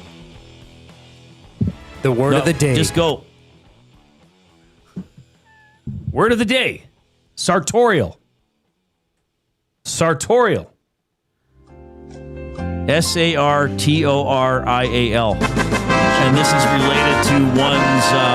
is related to one's wardrobe. Oh, wow. Good work. Yeah, you know why this came up? No, why? I was reading The Lincoln Lawyer last night, and somebody said something about his suit, and he was like, I'm surprised they commented on my sartorial appearance. Wow. And I was like, oh, I think that means, yeah. That's crazy. That's good. Yeah. Well done. Now we can do another one. You want to do another Well, one? we got time since I nailed that one. Okay. I got to find one, though. Oh, you only had one already? Well, I just thought we were... Okay, no, we'll go. I go into the weekend 2 for 2 on a high. Yeah, let's Damon, just do thanks that. for coming in. Fiduciary. Fiduciary. Quick. FEDUCIARY. FIDUC. Does this have to do with some sort of legal and financial responsibilities? Yeah, it's a trust between a customer and a professional. So not really. So that has to do with you, though. We deal with it all the time. So I would maybe get a quarter point for the definition. Yeah. 2.25. 2.25 out of 4. All right. Damon, thanks for coming by. Thanks for your continued partnership with this show with Edmonton Sports Talk. Hit him up if you're looking to buy or sell. Damon Bunting Real Estate. Can we do quick trivia just to throw it out there? Do it. Another amazing partner, Bruce Simpson. Okay, here. What is it? The highest scoring Super Bowl in history. It's either when the Eagles beat the Patriots or when the 49ers beat the Chargers. I'll say it's the second one because I think it was 49-26 or something like that. I don't know. Well, San Francisco beat San Diego 49-26 in what year? 95? Yeah, okay. 1995. Well, Bruce Simpson, William Hoff, good question, Good guy. Good guy. Not as dumb as I look. This guy knows his stuff. Nobody can be that dumb. Enjoy the Super Bowl, everybody. Talk to you later.